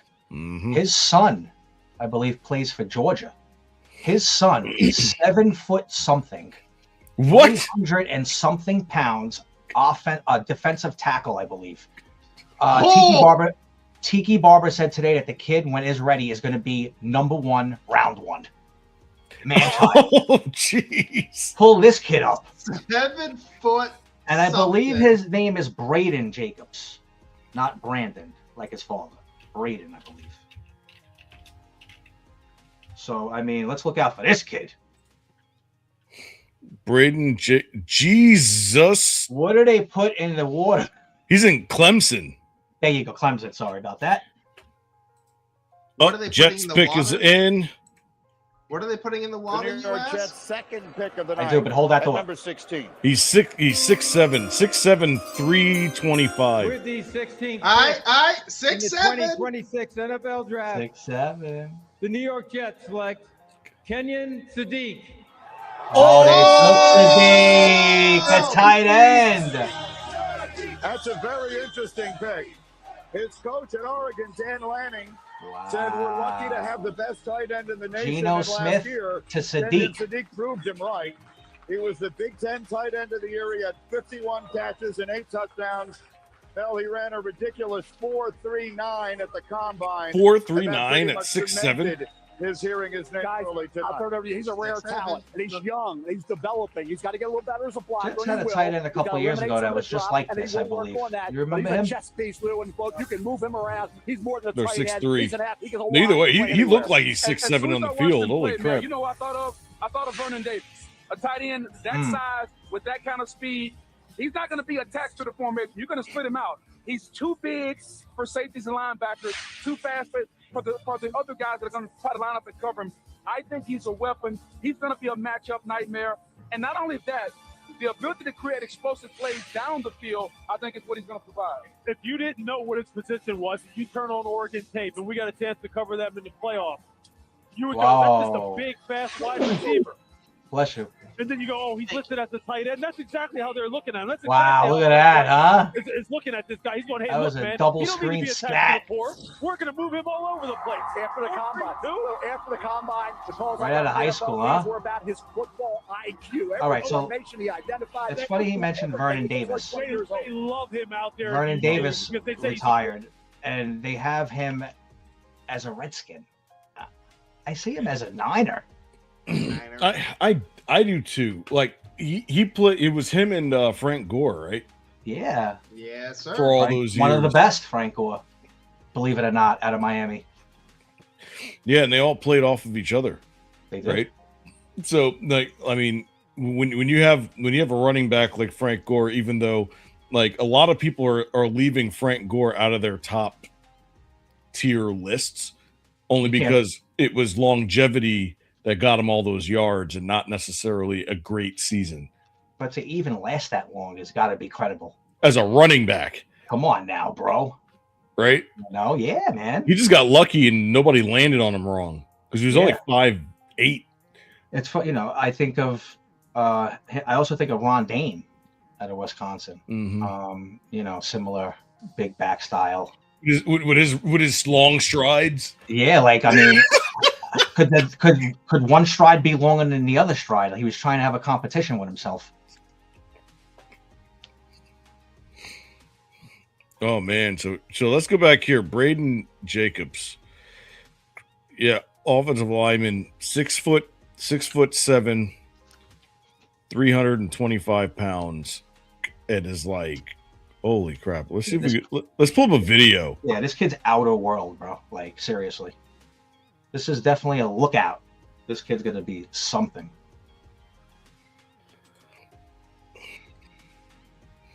Let me see if I could find any video. You think of somebody that big rushing the quarterback, you think of Reggie White, right?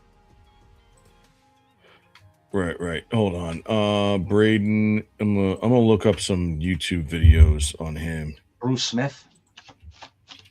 I mean, big guys. Big.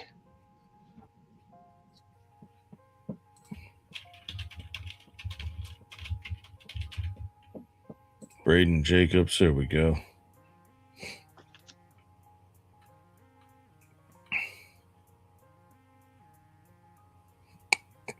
Oh, no. He's 6'7", 380. I believe the Knicks lost by 1. Hold on. Knicks lost by a point. And I bet you it was at the buzzer they lost. I bet you McCollum hit the game winner like a rat. Oh, yeah. McCollum is McCollum, he's making stuff happen for that team right now. It's his experience. Him and Kuminga, those are 2 massive pickups for them. Yeah, absolutely. Here's the problem for you. Problem is, what was the name of that guy in Tampa that was like 6'8", 450 pounds? Mm-hmm. I don't know his name offhand. Yeah, but he played on. He was also in Georgia, wasn't he? I think that's the guy you were talking about was from Georgia. Oh, okay. Yeah. So they had to shelve him for a year because he had to lose 50 pounds because they had to get him under 380. And one because of health reasons, like 400 pounds. That's just not a healthy weight. Doesn't matter what sport you're playing, and 2, he can't move.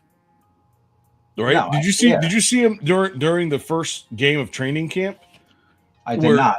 No, they had to put him off on the side and he had to like jog and he could barely move. And it's like you can't not move in the NFL. I mean you gotta remember what's his name?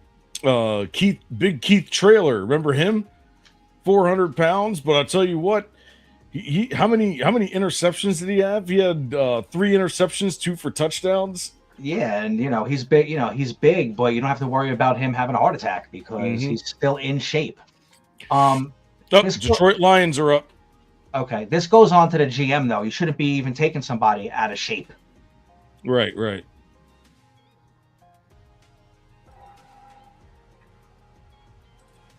The NFL is proud to be part of the global community of wish makers, taking action to support Make-A-Wish during World Wish Month.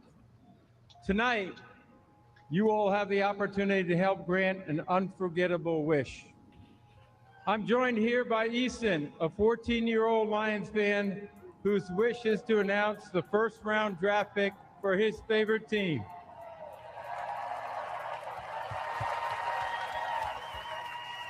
Look at that. I'd like to ask all of you to join me in cheering on Easton as he makes his wish come true. Take it away, Easton.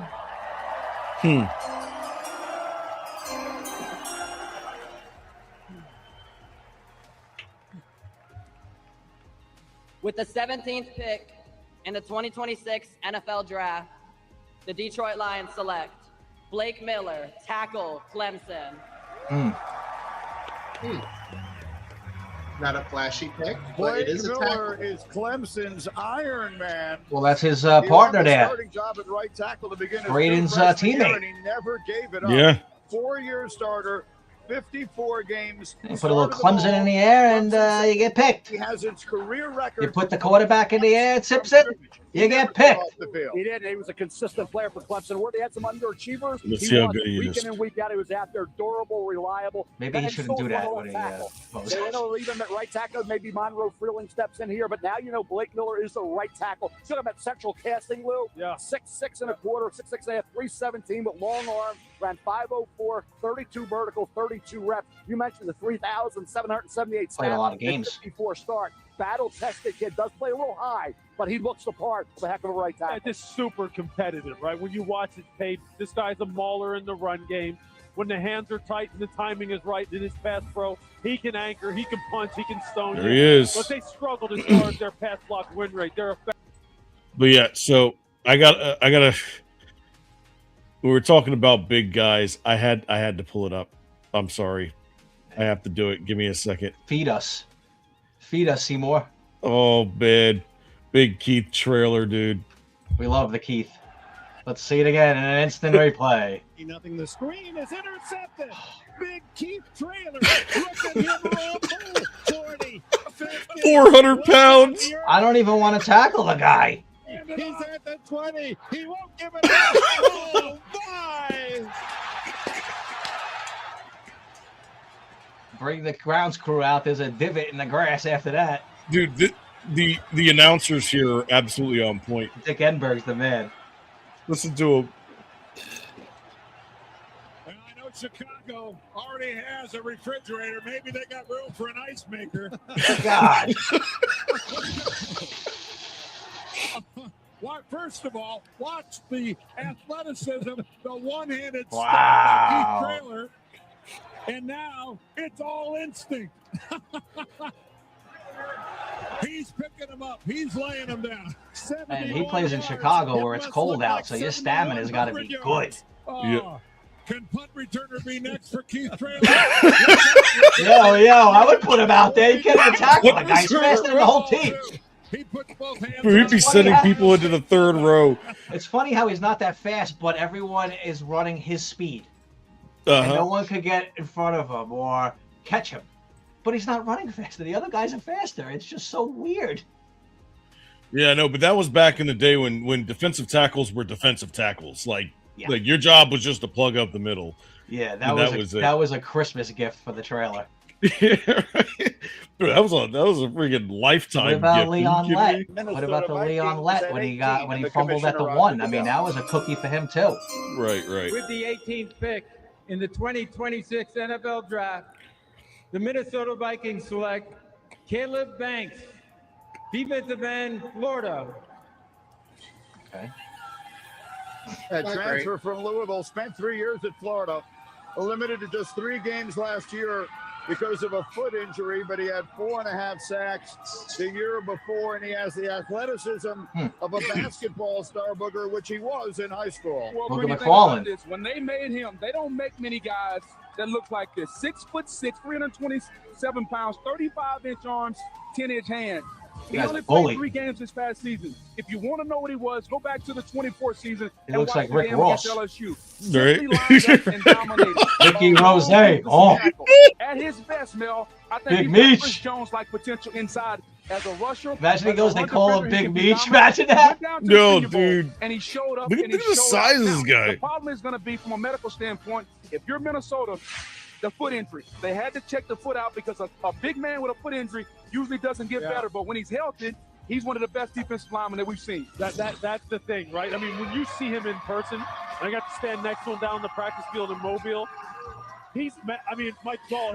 Foot injury, yeah. You got to make sure it's not a chronic foot injury. It's not something that he had a problem with in high school, a problem with when he got into college, a problem with, because that's what typically what happens to people that grow really fast when they're younger.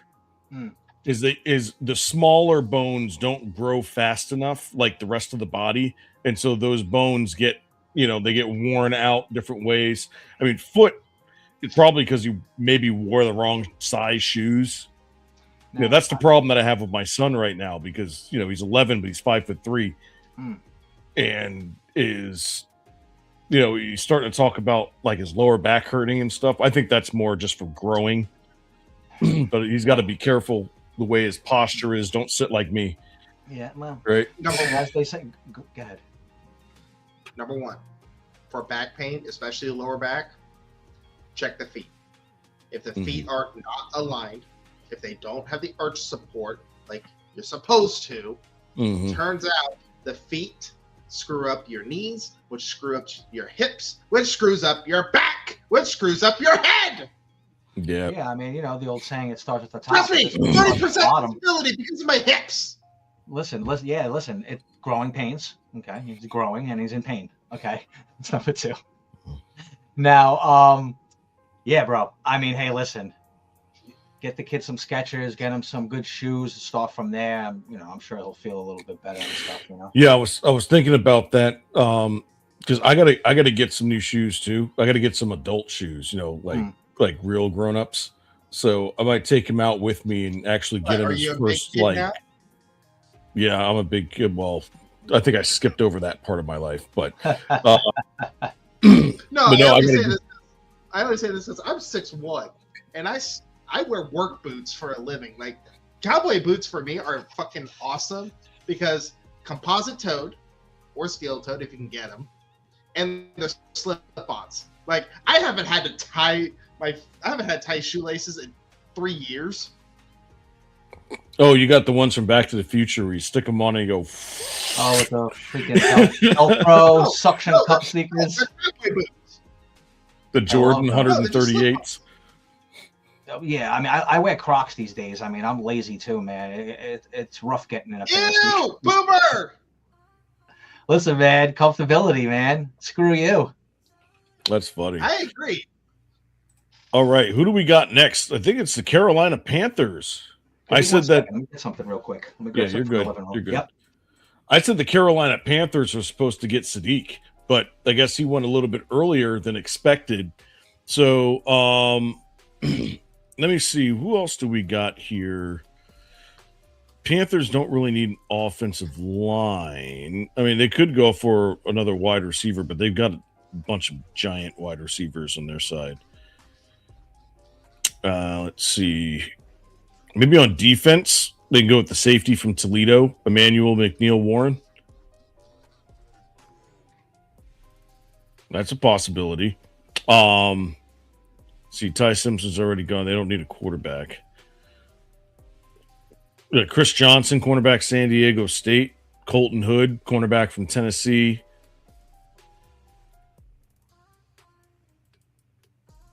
They really need a tight end. I don't think they're going to stretch all the way from the 4th round to pick in the 1st round. Here we go. The Eagles and Cowboys made a trade. The two arch rivals. Philly moving up a few spots, so they will select next, having made that trade with the Cowboys to number 20. But first, the Panthers at 19 and the commissioner, Roger Goodell. With the 19th pick in the 2026 NFL Draft, the Carolina Panthers select Monroe Freeling, tackle, Georgia. You said out of offensive Charleston, line? South Carolina. He is big. 6'7", 315. Played a lot his first 2 seasons, but didn't become the full-time left tackle until last year when he was named second team. Big boy. I had him as the 13th best player in this But draft. I'm actually Carolina kind of at 19 at the injury left tackle. You talk about a guy like this stepping in for a Bryce Young quarterback. Is how many is an issue with Bryce. He teams needs are that able clean to pocket. stay You talk about local Monroe Freeling, 6'7.5", 315 pounds. Talk about 34.5 bars. Yeah, that's true. Oh, he's going to the jump of 33.5. Oh, I thought he was going to. Dallas trade. No, the Eagles just traded their pick with Dallas in the 2nd round. Yeah, the Eagles moved up. No! You never, ever trade a pick with Howie Roseman! I think at this point for Carolina, he's going to fleece you. His best. When he Gary gets boy, that what are you pocket, doing? he can see that field bug. This makes sense. Yeah, he's a good GM, bro. Best football's head, and the way he improved in pass pro with only limited touch, basically only a 1-year starter, speaks volumes what kind of player Georgia's starting to produce. moving forward. Yeah, I mean he's 6'7", right? So he's got to get that frame down. Punch timing has to be improved. But they're going to pencil him in at left tackle for Ike Ekwonu. Oh man, so I'm pretty sure it just got that much harder for Young to look over the offensive line. Oh man. I mean, hey, we might be talking about concussions for his right tackle. Carolina's going to be good, though. We all know that. With the 20th pick In the 2026 NFL Draft, that was quick. The Philadelphia Eagles select Makai Lemon. Oh boy. Receiver, USC. So all right, so you know what this tells you, right? So the Yep. Philadelphia Eagles take Someone's a going wide somewhere. receiver.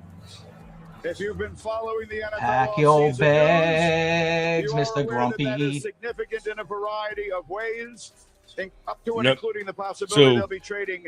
I their hope star he's A.J. ready Brown. for Let's talk about subpar him. He won the 500-yard Blackhawk seasons Award and 3 last year touchdowns. as the top receiver in the nation, over Man. 1,100 yards receiving and Jalen 11 Hurts does touchdowns. not pass the Mel, ball. you have been raving about him since September. Howie Roseman does a great job as a Hall of Fame GM, right?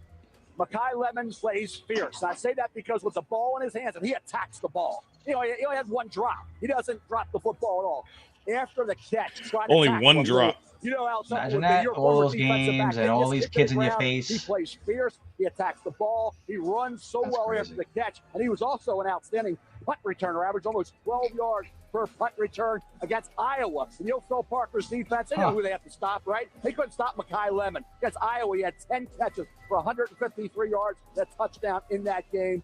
Route running, hands, versatility. Look at that football IQ, yards after catch, plenty of yak there. Return skills, an added bonus.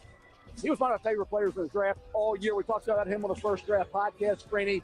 I thought he could possibly drop because he's not the LTPer. Yeah. He doesn't look the part of that elite one. But I'll tell you what, with Devontae and company, Jalen Hurts is going to love this kid. You know, when you talk to some of the receiver coaches, one of the compliments they gave him, he Let me ask plays you guys a bigger than question. he is.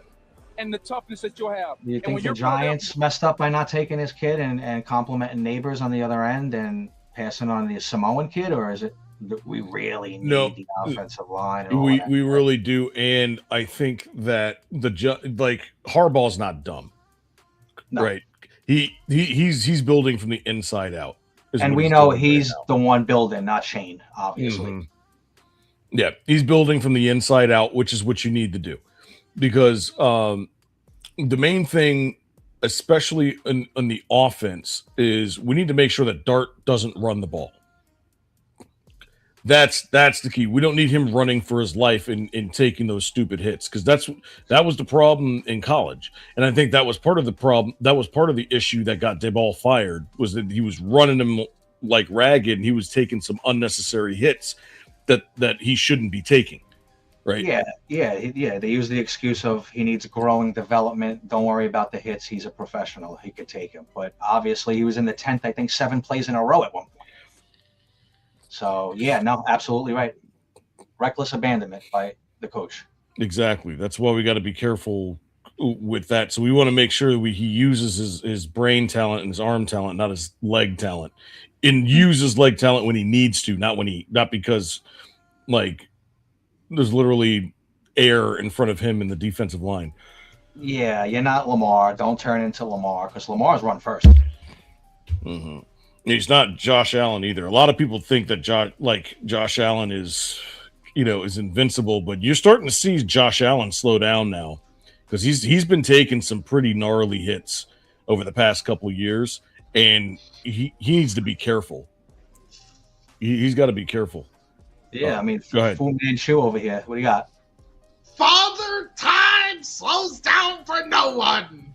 Yeah, he does. It doesn't slow down, and I'm sure he definitely leads quarterbacks in rushing attempts Oh, I'm sure of it too. in the last 5-6 years or whatever. So he's definitely taking a beat. I definitely want to be a screenshot or be a emote. I want to have it be a full emote. You guys are funny. All right. Next, The Steelers are in. We put What do you think the F Steelers are going to go? I say and they're inside of they're in Pittsburgh this year, right? Yes.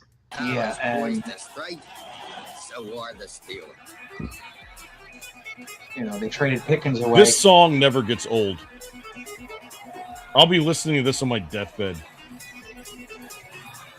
Nah. What's this, like AC/DC or something? Yeah. You damn well better. This is Tommy You damn well better believe that this is is in. What happened? I thought the pick was. This is host city anthem, baby. Putting into my running, and I'm so far from my home. You know what the song is, right? I can hear you crying, you're so scared. Gargi, how do you not know this song? I don't know, but I'm trying to think of who the quarterback is for the Steelers. I wonder if they're gonna go reaching for one right now.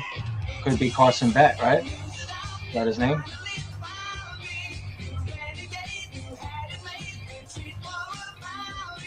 The Pittsburgh Steelers.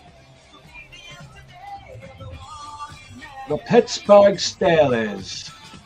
You got to do it. You got to do it in the receptionist voice at the old Sam's Club. The Pittsburgh Steelers select Joe Green. Early. You gotta remember, I've been doing this job for 45 years. I know how each pig was filed ways from Sunday. Would you like some bread with your salad?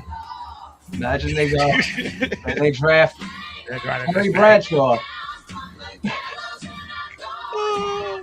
Mind you, Roma, I have to put pressure on top of the Adam's apple just because it really forces that connection in the throat and voice spots to come out as gargled as Gargi. I have hair in my throat, Adam's apple. You're a bitch.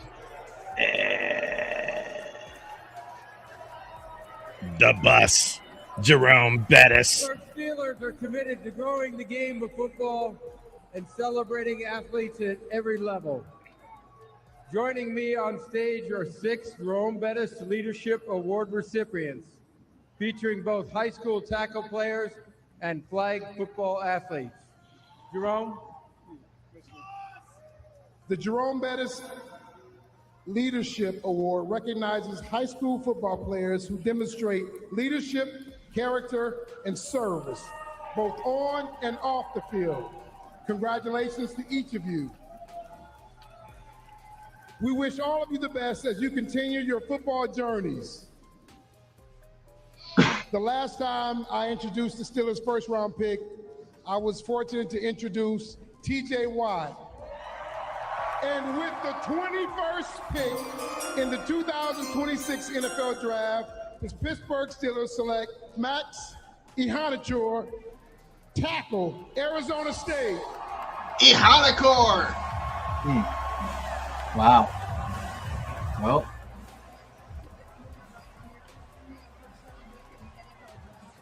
What an extraordinary scene here in Pittsburgh. I can't. And an extraordinary story is Max Ihanachor.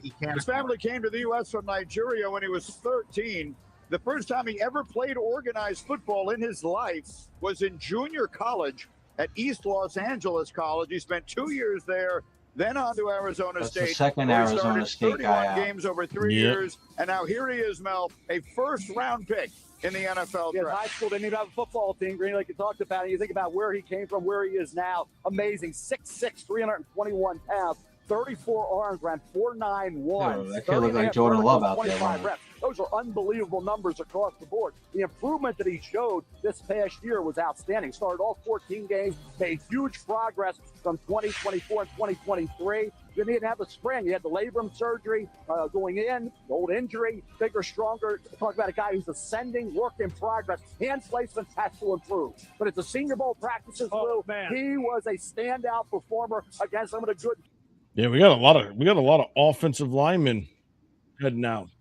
Yeah. Well, yeah. How many teams still need offensive line help? Hint, hint. Houston is still one of them. Wow. The Houston Texans. They don't have a first round pick, huh? No, it's 28. Oh, they scraped the board. That's crazy.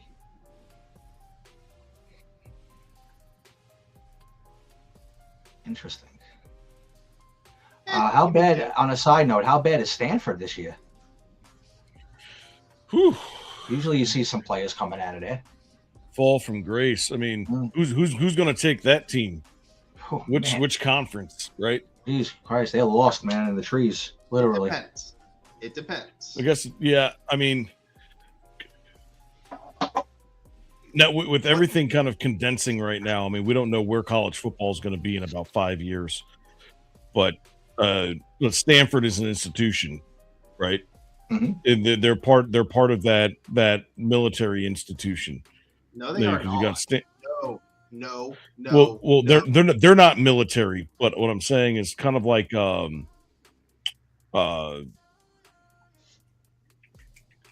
don't know. They're weird. They're like half institution, half like what do you call it?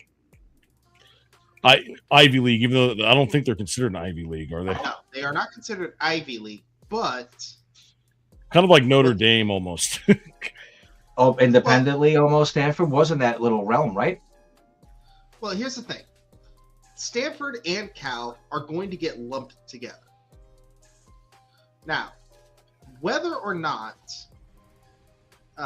Stanford gets booted out of the ACC or the ACC collapses, and if, like I've said, I expect Miami, Florida, and Georgia Tech, alongside probably Virginia Tech and North Carolina, to get poached by the Big Ten. The SEC does not want to go above 16 teams. They really don't. Florida State, I am not saved by the bell. With the 22nd pick in the 2026 NFL Draft, the Los Angeles Chargers select Akeem Mesidor, linebacker, Miami. Do you think that Florida State should be a Big Ten school? No. It should be an SEC school. Because I'm seeing colleges in Florida, big ones. So you got the Gators, SEC. You got the Hurricanes that were in the Big East or ACC. I'm confused with them. And then you got Florida State, who is in the ACC. So no, but you also got the up and coming risers in USF and UCF. Correct. And they're in conferences like the Big 12 now. Big 12, okay. There is no more Conference USA, right? Mm-hmm. There still is. Oh, there is. Okay. Conference USA is the beginner ground for most of the FCS schools going into the FBS. Because wasn't Louisville in Conference USA at some point? Oh, very long before time moving ago. to the Big East. Okay. Very long time ago. Yeah, UCF and Louisville moved out at the same time. Okay. Now, here's what I'm going to say about conference realignment. I don't think Cal is big enough to go independent. I don't think Stanford has enough recognition to go independent. They don't have this. They don't have the Notre Dame FU money. Yeah, they don't have that stature. Yeah. So, I have a feeling that when push comes to shove, Stanford will acquiesce and join the Pac-12. For the sole reason Gonzaga being in basketball is enough of a needle mover to say we can build on that. I mean, don't you think there's enough teams in the Pacific Northwest that they could just kind of control their own destiny and build their own? No. You know, Washington, you got North Dakota, Wyoming, you got all these clubs. You got Utah. Boise you got, State. You got hold on. Nevada. Go ahead. North Dakota State is now a part of the Mountain West. So they already. They finally jumped they finally bit the bullet and said we're going FBS. And with the way that the Mountain West is right now, I have absolutely no problem considering North Dakota State the running favorite in the Mountain West. Now it also depends on Utah State. Now it also depends on how the arbitration process goes and the legalese that goes between the poaching fees between the Mountain West and Pac-12. Because if the poaching fees are considered null and void for unfair practices, that means that UNLV and Air Force will not get the money that they were promised by the Mountain West to stay in the Mountain West. Meaning, I would not be surprised if UNLV jumps ship to the Pac-12 and Air Force may take the big step and go to the AAC. Why don't they do the Navy, Army, Air Force? Triple In combo. Ooh. Triple combo. Represent the country division. And the DOD, the DOW, may actually advocate for that. Now, if you That had to would throw make sense. Now, if you had to throw a couple of other clubs in there to make it a healthy conference, are there any similar colleges that are almost military style, If there are teams that I would be poaching for out of the AAC to the Pac-12, very easy. Tulane, Memphis. Mm-hmm. The wave, you're riding the wave. No. The fact that Tulane and Memphis could join Texas State as travel partners makes the logistics a lot easier. That's number one. Number two, those schools are the closest in size, scope, and relevance and pedigree to San Diego State. You mean North Texas? Texas State? No, I meant, yes. Texas State Bobcats went from the Sun Belt to the Pac-12. Now, yeah, North Texas is in the Big 12. No, aren't they? AAC. They're in the AAC. Mm-hmm. And there's no more. Sun Oh, Belt. do you want to know why? Because they played USF this year. That's why. And there's no more Sun Belt, right? There's still a Sun Belt. Quite. Oh, quite. Are you contrary. sure? Hold on. Arizona State was in the North Sun Belt. North Sun Belt. Texas. The teams that anchor the Sun Belt are James Madison and Coastal Carolina, alongside CC. Appalachian State. What about Kennesaw State? Conference USA. Okay. I love it. Roma, boss, what are you doing? Why are you doubting me?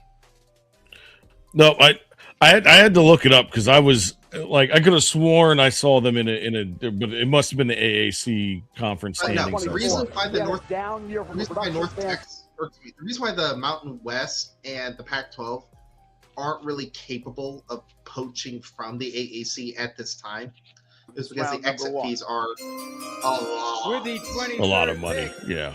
In the 2026 I got one more team for NFL you, draft, Ravasa. the Dallas Cowboys select Malachi Lawrence, defensive end, University of Oh, Florida. you put it in the air. You put it in the air, UCF. Tonight they got it. They took Caleb Downs earlier, and now Malachi Marshall. Lawrence, the young man from Louisville, had 19 and a half Sunbelt. sacks over the last 3 seasons. One of just 7 players in the country who had at least 5 sacks each of the last 3 years. So great consistency, and as a senior, he was first team All Big 12. Like I And when said, you talk about Malachi as Lawrence, you far talk about a guy as 6'4", 250, and conference shoots. realignment goes, He ran the 4.5 big in the movers are 40, going to but the be 10-yard is Miami, a Florida, Florida 1-5. State, That means the Clemson, get off, the ability to get out of his stance North and bring Carolina, juice off the edge. and 11 Georgia tackles Tech. for loss, 7 sacks. Georgia His best Tech is football going is to in front be of the him. He's got the prize, ability to have the length, gem the long of the arm, Big the speed, Ten the power. that they're going to go His after. best rush moves, Lou, Because are in number front one, of him. it's I just in like how Atlanta, much juice he has. heart If you're and soul Dallas, of the you South. get Caleb Downs, you get Malachi Lawrence. Number 2, Georgia Tech, prestige academics up the wazoo. Like, you don't get more research funding in the ACC than Georgia Tech. Maybe the research triangle in North Carolina. Now, I think the North Carolina legislature did pass a bill saying that if where North Carolina goes, NC State follows. Okay. I think I can see that. NC State is just good enough. Like, they can beat top 10 teams if they have the perfect game plan. Like I said, I believe the number 1 target for the Big Ten is going to be Georgia Tech. But I would not be surprised if they pick up Virginia Tech, and Virginia. Yep. Just as much as they would maybe pick up Louisville. Just because the geography works with Louisville in the Big Ten. They should just have a reject conference. They should have Duke in that one too, the reject conference. Maybe. But here's the thing. When do we start kicking teams out of the conference? Because I can guarantee you, the Big Ten, if they can start kicking teams out, I know which team they're going to kick out right off the bat. Oh, me too. Seton Hall. Who are you thinking? No. Oh, Rutgers. No, that's Big East. Actually. No. Well, it's not Maryland. Oh, yeah, UCU, UCLA. you said? UCLA. Oh, UCLA. Mm-hmm. That's so weird to begin with. And I believe that as UCLA goes, so does Stanford and Cal. And USC. No, USC is a completely different branch. They have that private institution FU money. USC can hang with Oregon and Washington. Now, as far as the realignment goes, the next domino to fall is going to be in 2030 when the ACC exit fees become manageable for the big boy schools. And then once those schools exit, then it's going to be, do we pick from the best in the AAC and the Sun Belt? Because you might get James Madison to be a part of the ACC. Ooh. And I do. That was my team last year. Did I call that shit? You were hyping I called them. that shit, didn't I? I were called it at hyping the them. beginning of the season. Yeah. I mean, there's a lot of contracts coming off in 2029 regarding sponsorships too, I believe, right? And that would determine movements of teams and conferences Mm-hmm. because of the lost revenue. 20. What'd you say? 2030. Oh, So, okay. fun fact, 2030 is when the exit fees in the ACC become bearable, just as much as 2030 also is when the Mountain West and the Pac-12 media rights deals both expire. Couple that with the fact that I believe Dr. Pepper is now going to be a conference sponsor for the Big 12. Expired. I wonder how, what's that, like $100 million deal? Smells like sour milk to me. It's either 100 Dr. million. Pepper or WWE that's now sponsoring a conference. Look at that. The Triple H is getting his hands in over there, huh? Conference deal, NCAA. Let's see.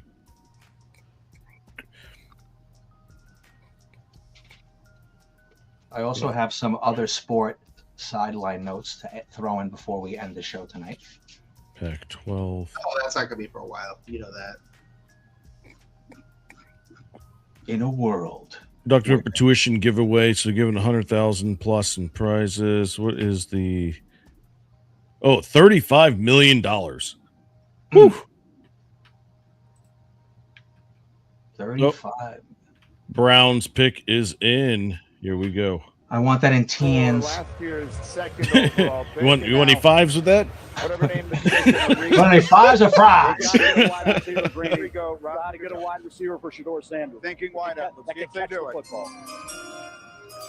With the 24th pick in the 2026 NFL Draft, the Cleveland Browns select KC Concepcion, wide receiver, Texas A&M. Concepcion. I like it. The Browns wide receivers had the fewest receptions, the fewest receiving yards, and the fewest touchdown catches. So, to recap, what? 24 picks in now? One running back? And Shador can get the Yep. ball. He's back here thrower. So Wow. And that team who picked the running back set the tone for every kid's future going forward with a ridiculous pick by the Arizona Cardinals. But after the ball was All right, in let's his see. hands, after the catch, that yak They're is so in bad front I of call there. them the It Phoenix battles Cardinals for from back in the everything. It was day. Kevin Concepcion when he was in freshman, and he caught my eye then. Here comes KC Concepcion, and we're just doing the same thing at A&M, but he's got to eliminate some of those drops. You know who my comp for him was Zay Flowers. Todd Monken, the OC in Ooh, Zay Baltimore, Flowers. Zay Flowers. There he you can goes. tell he understood what he wanted. He wanted juice to run after the catch. The ability Who was a good receiver to that get came out of explosive A&M? plays. That Yeah. determines ball games in the National Football League. I Is understand that, the drops. But what's amazing, Mike Evans. he didn't have many There drops you in the go. punt return. He has concentration drops. There you go. But in the punt return game, Sorry, I was going gonna say Crabtree, but that's Texas you can tell Todd Monken, Yeah. the head coach, identified Oh, I remember that Texas Tech. Remember when they played? What was it? Texas. What was that, like 54-50, the final score? It was It was when Michael Crabtree caught that last second touchdown. It tight roped the outside, dude. That was insane. Santonio Holmes. Super Bowl catch in the back of the end zone. That was crazy too. Mm-hmm. So they got Spencer Fanu. They got that big dude, and then now they got their receiver. Now I hope he's able to stay healthy at that size, because the NFL does not fare well for small wide receivers like that. No, and he's a slot guy. He has to be on that size. 5'11", 192. Yeah. Yeah, prepare for concussions. We all know how that works out. No, you need to watch his legs, because that's typically what goes. They get landed on by a guy that's twice their size, and then what happens there. I mean, we all see. Cooper Kupp was kind of like a flash in the pan. He's not a big guy, Cooper Kupp, and his size. Seattle now. But his size cost him injury, which cost him his stats to decline rapidly. I mean, he was a big time receiver. And he got the $100 million deal, and after that, he was like, "I'm good." That's it. See you tomorrow night. That's he pulled the Cousins. Oh, he totally did. Cousins, $381 million in his career. Who is his agent? The best in the world. I mean, that's worse than Dodger math. All right. I mean, that's like Scott Boras freaking math. Dodger math. Yo, that dude, we should have a segment called Dodger math. Bro. We could teach it, we could talk it. I don't think I'll ever understand it. Dodger math. But unlike regular math. It's legal. It's legal. I'm telling you, bro, it's insane in the membrane. Oh my god, the Dodger math of freaking these guys. These guys right here. See these guys? The Dodger math of agents.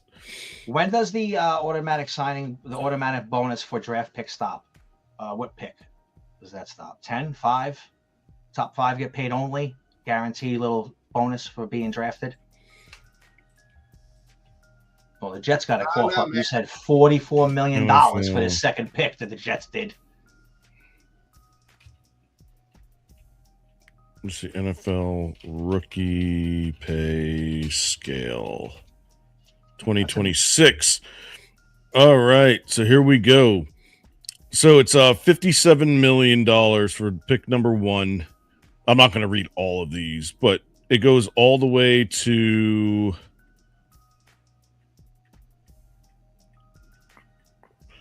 it has every pick here. All right, so everyone gets paid. Yeah, everyone gets paid in the draft.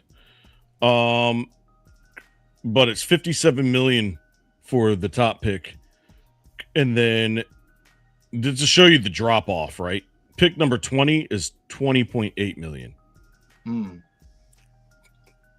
That's and 60%. then pick number 50 is $9.8 million.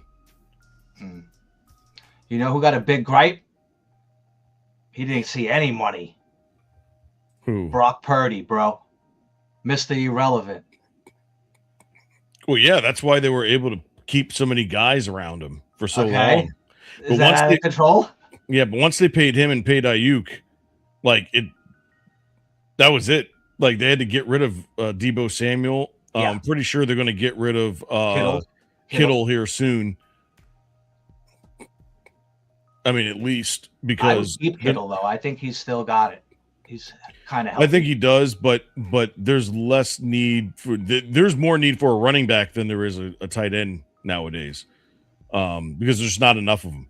and even if you do have them, like they also got Christian McCaffrey, right? So they got all this money on offense, and I don't know what their money situation is looking like right now, but Navas, when was the last time you seen a Jeremy Shockey type of tight end? Like, I mean, where are those guys? Kelsey's like the last breed, and he's washed. Trivia for you guys then. Where did Jeremy Shockey go to college? Miami. Hurricanes.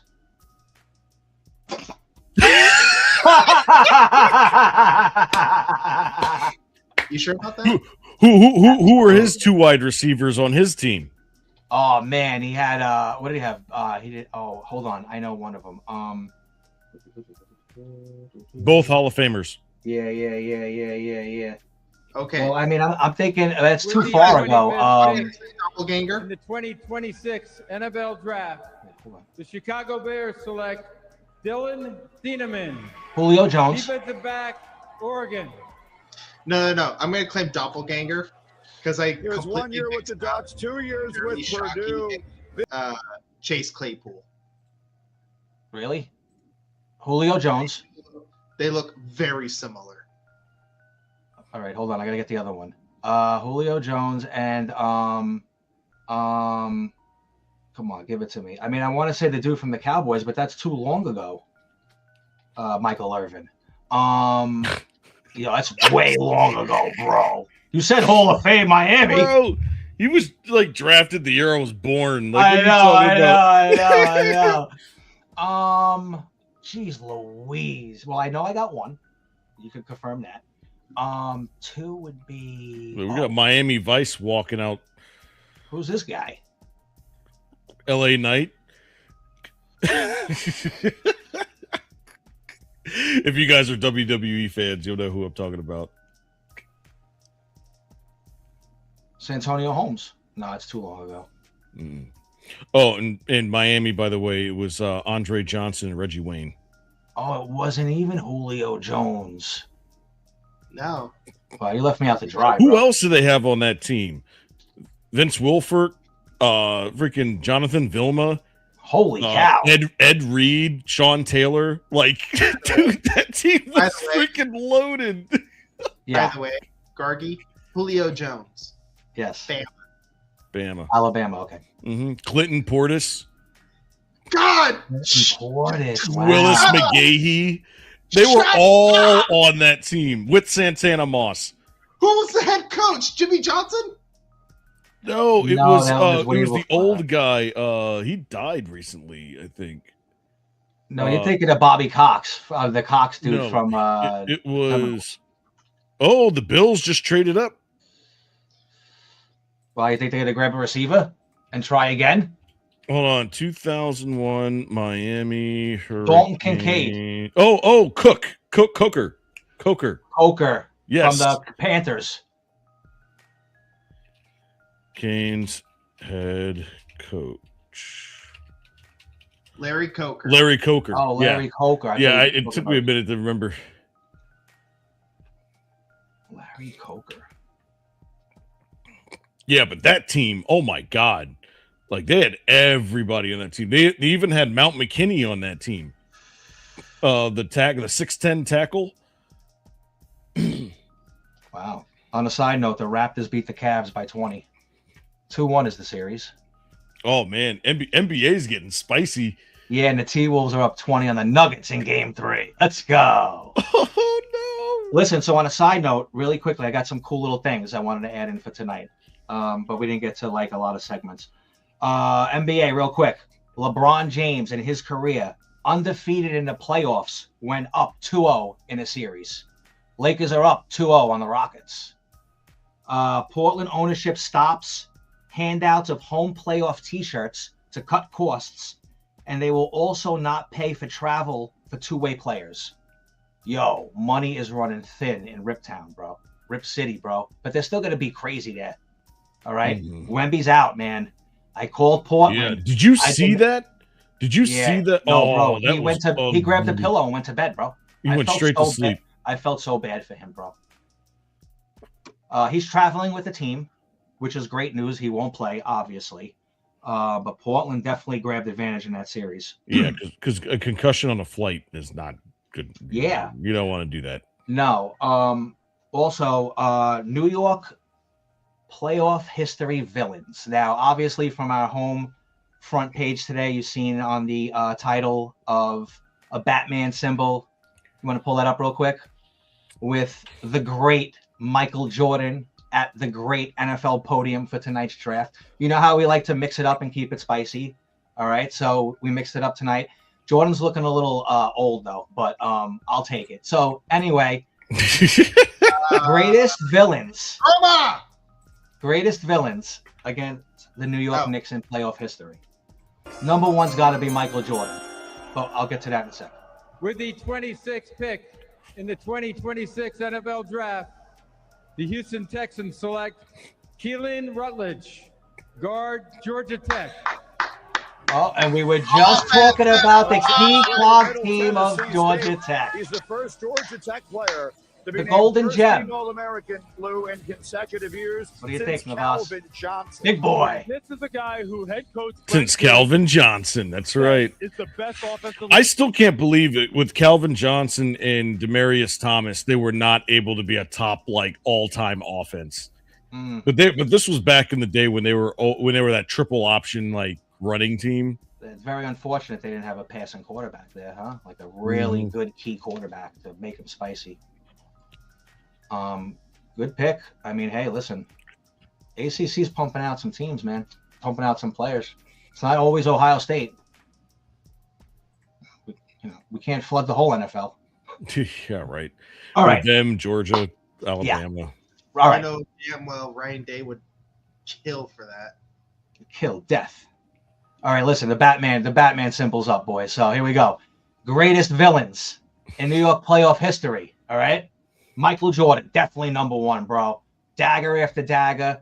We cannot win a championship as long as Michael Jordan is in the league, correct? All right. Number two, you got to say it's either between Reggie Miller and Alonzo Mourning / Tim Hardaway from that Miami Heat team that would crush us in the playoffs. So I'm adding those two guys or the great Reggie Miller as villains. All right. All right. So now we got Jordan, we got Miller, we got these two hammerheads from Miami. I'm going to put two more guys on the list and then we could all decide. Trae Young, Atlanta Hawk crusher. All right. Killed us multiple times in the playoffs, knocked us out as a low seed, all right? And finally, the newest villain, and your Atlanta Hawks, C.J. McCollum, the nice guy, who says Jalen Brunson belongs on Broadway and wants a refund because it's a horrible show. So listen, these are the villains in New York playoff history. And, you could have fun with the list. You could put whoever you want, but, I mean, think about it. It's a pretty good list. Nice guys finished last, so CJ McCollum is fifth. I know you got something with that second one, right? With Miller and Alonzo and Hardaway there. How many times have we got to go down to Miami and get crushed by those guys? Huh? Jordan, the thing is, how do you take Jordan out of number one? Because he was everybody's villain. He was the whole Eastern Conference's villain for a better part of 15 years. Yeah. Now, if I'm let's lay, all right, But Reggie Miller, he brought a whole different, that wasn't the attitude he had in the 80s. No, you don't act like that. Nope. But in the 90s, he developed like an anti-hero stance almost. Yeah, it's funny because you have the enthusiasm of the Jordan pump fist to say, "Hey, celebration, let's go, teammates," compared to the attitude and disrespect and nastiness of Reggie Miller with the choking and the FU to Spike Lee and the Knick fans. It's a whole different attitude. Bro, that whole thing, Reggie Miller and Spike Lee, was hilarious. Yeah. It was that was the golden age of the NBA right there. Now, if you want to say Alonzo and Hardaway, you got the fight. You got the fight where you got Larry Johnson and Alonzo going at it, and you know, the Knicks are fighting the Heat, and, you know, coaches are hanging on to people's legs, and this caused a rivalry and a real villainous feel to these guys. So got to put them up there 2 or 3. Yeah.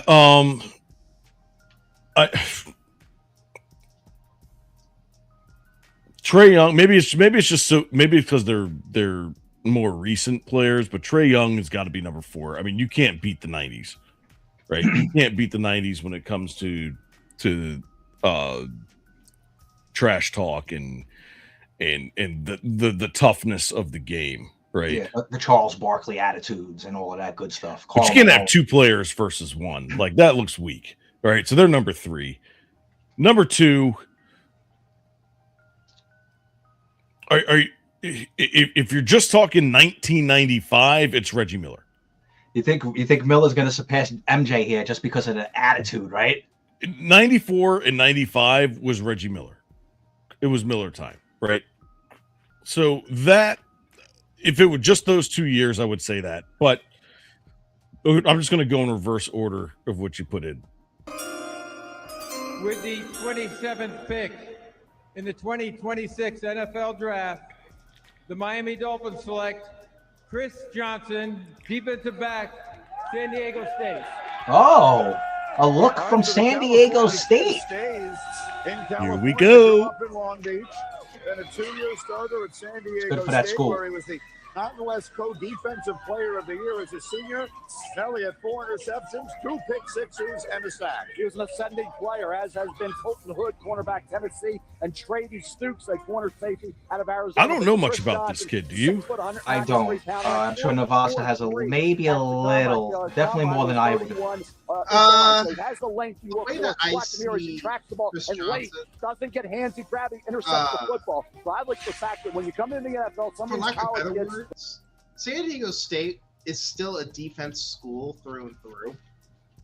It's just when Rashad Penny was the big running back out of San Diego State, it was more offensively balanced.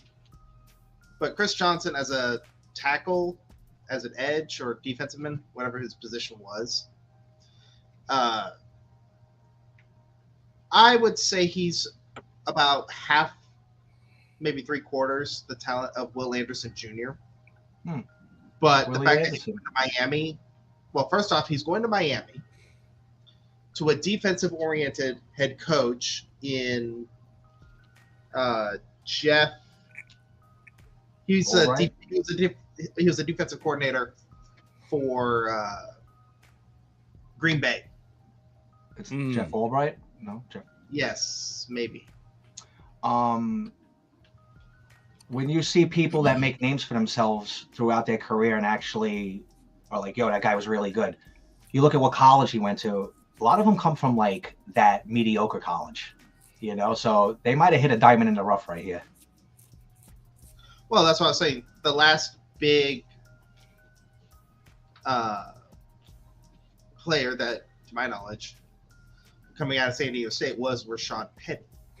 Right, and then he got drafted by the Seahawks, I believe. Yes. The division with the Bills. So the Pats, who were in the Super Bowl a year ago, will make their Pats traded up. They first traded with the selection of Bills, tonight.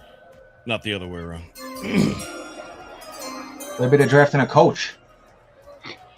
With the 28th pick in the 2026 NFL Draft, the New England Patriots select Caleb Lomu, tackle, Utah. Uh-oh. Here we go.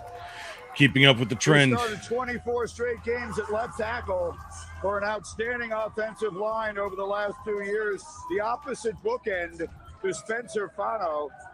Longo did not allow a single sack last year on his way to being named first team All Big 12. Got to just add a little weight to that frame and get a little strong. They got Urban Meyer there in Utah, right? Becoming a heck of a player. Didn't Utah's allow a head sack coach. this year. No, he started at Bowling Lomo Green is such a solid and then guy went to at that Utah left and tackle had an spot. undefeated As a run season, blocker, right and with that's the when everybody ability was to like, wall okay, So he did what? One Power season quotient, there, as and I said, then is the went big over to factor Florida. right now, working against him. He's got to get in the weight room, get a little stronger. He could probably add 10 I'll tell you pounds what, easily Urban to Meyer, that frame. regardless of how you feel about him, that guy knew how to recruit. He knew how to recruit. Oh my goodness. What teams did he had? He had the Tim Tebow, the Pouncey twins, freaking Aaron Hernandez. Like, Yeah. I mean, yeah, he had a lot of good players. Who was the kind of like half running back, half wide receiver that he had that got drafted by Minnesota? Percy Harvin? Yes. Percy Harvin, you said? Percy Harvin. Percy was there, yep. Yeah, he had all those guys. My God, he was like, he knew all the talent. Justin Jefferson or no? No. No. No, Justin Jefferson was Pitt? LSU. Oh, I'm Right. thinking Kenny Pickham's. Yeah, Kenny Pickett was there. Who else is a famous wide receiver from Pitt? We mentioned him earlier. From Pitt? 2003. Calvin Johnson? No. That's Georgia Tech. Oh, yeah. Pitt. Damn. It's either we forgot or we weren't listening to you, which is definitely rude. Oh, he definitely did, because he had more he had more tackles than he had dropped passes. What year is this? Why am I thinking Darryl Boston or some shit like that? No, not Larry Fitz. Fitzies? What? That's sick, bro. No. Damn, man. That's I right. forgot about That's that. why I was surprised that like the Browns didn't pick him up, because that would have been like a hometown hero almost. Wow. Who'd they draft instead of Fitzy? Oh, geez. 2003 NFL Jake draft. Delhomme? Yeah, right. No, that was Carolina. Get it right. Anderson. Remember that guy? And let's see, where is Cincinnati was the first pick. That was Carson Palmer. Then Charles Rogers, wide receiver number 2. No, so he's not even here. So is it 2003 or 2004? What, Fitzgerald? Yeah, I think, okay, so he must have been 2004 then. Let me see, 2004 NFL draft. Let's see here. Yep, it's 2004. That was with Eli Manning, Phillip Rivers, Sean Taylor, Kellen Winslow, Roy Williams, D'Angelo Hall, Reggie Williams, Ben Roethlisberger, Jonathan Vilma, Lee Evans. Who else was in here? Remember Will Smith, Vince Wilfork, Steven Jackson, Chris Perry, Ben Watson. Dude, Ben Watson was 04. Ben Dude, Watson. he played a lot of years. My goodness. He was on Cleveland and then the Saints, I believe. I mean, He played for New England. He New played England, for, yeah. Who else is there? Tatum Bell. wow, Tatum Bell. Yep. Bob Sanders was in that draft. I Tank thought you were Johnson. going to say Bob Saget. That's funny. Who else is in this draft? Let's see. Nate Kellen. Kading was in that draft. Kellen Winslow was good. Yeah. Bernard Berrien was in there. Hey, don't you shit on my Bernard Berrien. Yo, Winslow went to Miami, right? Winslow, yeah. He was like the next Shockey, like. Bernard Berrien was Fresno State good. What? Gold. Yo, Also, that's your guy right there. on the long list of running backs that should have succeeded but didn't. Jared Allen was in that draft. Whoa. The Vikings scooped him up real quick. He was the one I went like Fourth round. Loved him. Oh, I remember that. Yeah, bro. Loved him. That was hilarious. I remember the that. Jets have moved up a spot behind them, so the Jets will be picking at 30, but it's Kansas City who'll be making their next selection here after trading up earlier tonight to take Mansour Delane. So the Chiefs have been active. They got the defensive back they desperately needed early in Now they need an round one, offensive now lineman, late even though round one they've taken like with their 7 of second them already. First-round pick. What about a running back? We'll see which direction they choose to go. Here comes the No, they commissioner just got to make the Oh, announcement. yeah. what's his Keep name? forgetting about the MVP. Mm-hmm. Walker. With the 29th pick Watch it in be the a quarterback. 2026 NFL Draft, the Kansas City Chiefs select Peter Woods, defensive tackle, Clemson. Sounds like a porn star. Peter Woods. Booger, his teammates call him a freak of nature with his size and athleticism. He was first-team All-ACC last year, 33 tackles, 2 sacks. He also ran for 2 touchdowns as a fullback in goal line situation. You know what's amazing, Greeny? They call this man small. He measured in at 6'2", 298 pounds. He's That's got another elite lineman out of athletic Clemson. ability. The 2025 season wasn't as good as Oh, 2024. man. Let's see what he He's going got. to be a top 10 pick before the season. He has strong hands, the ability to control the offensive guard and understand how to make plays and play inside. He can make plays up and down the line of scrimmage. Did I mention the elite athletic ability? He's a defensive tackle that needs to be on the move. He can line up with the 3 techniques showing and double skip teams. and slide inside and make a power stunt. He's got pass rush ability. He reminds me, Mel, a lot of Brady Jarrett, another Clemson guy that can rush inside. Look at that. Smaller guy. Yeah. I think his yeah, get away from him. too, bro. You see that? 2024 is the guy that I expect to get moving forward for Peter Wood. Yeah, the production, bug. You put it on the tape and you say, where's T.J. Parker? Where's Peter Wood? The production wasn't there on a consistent basis. It wasn't even there That when guy you look looks at like certain games. Fat You say he Joe's should be and dominating the Pitbull opponent had he's a going twin. up against.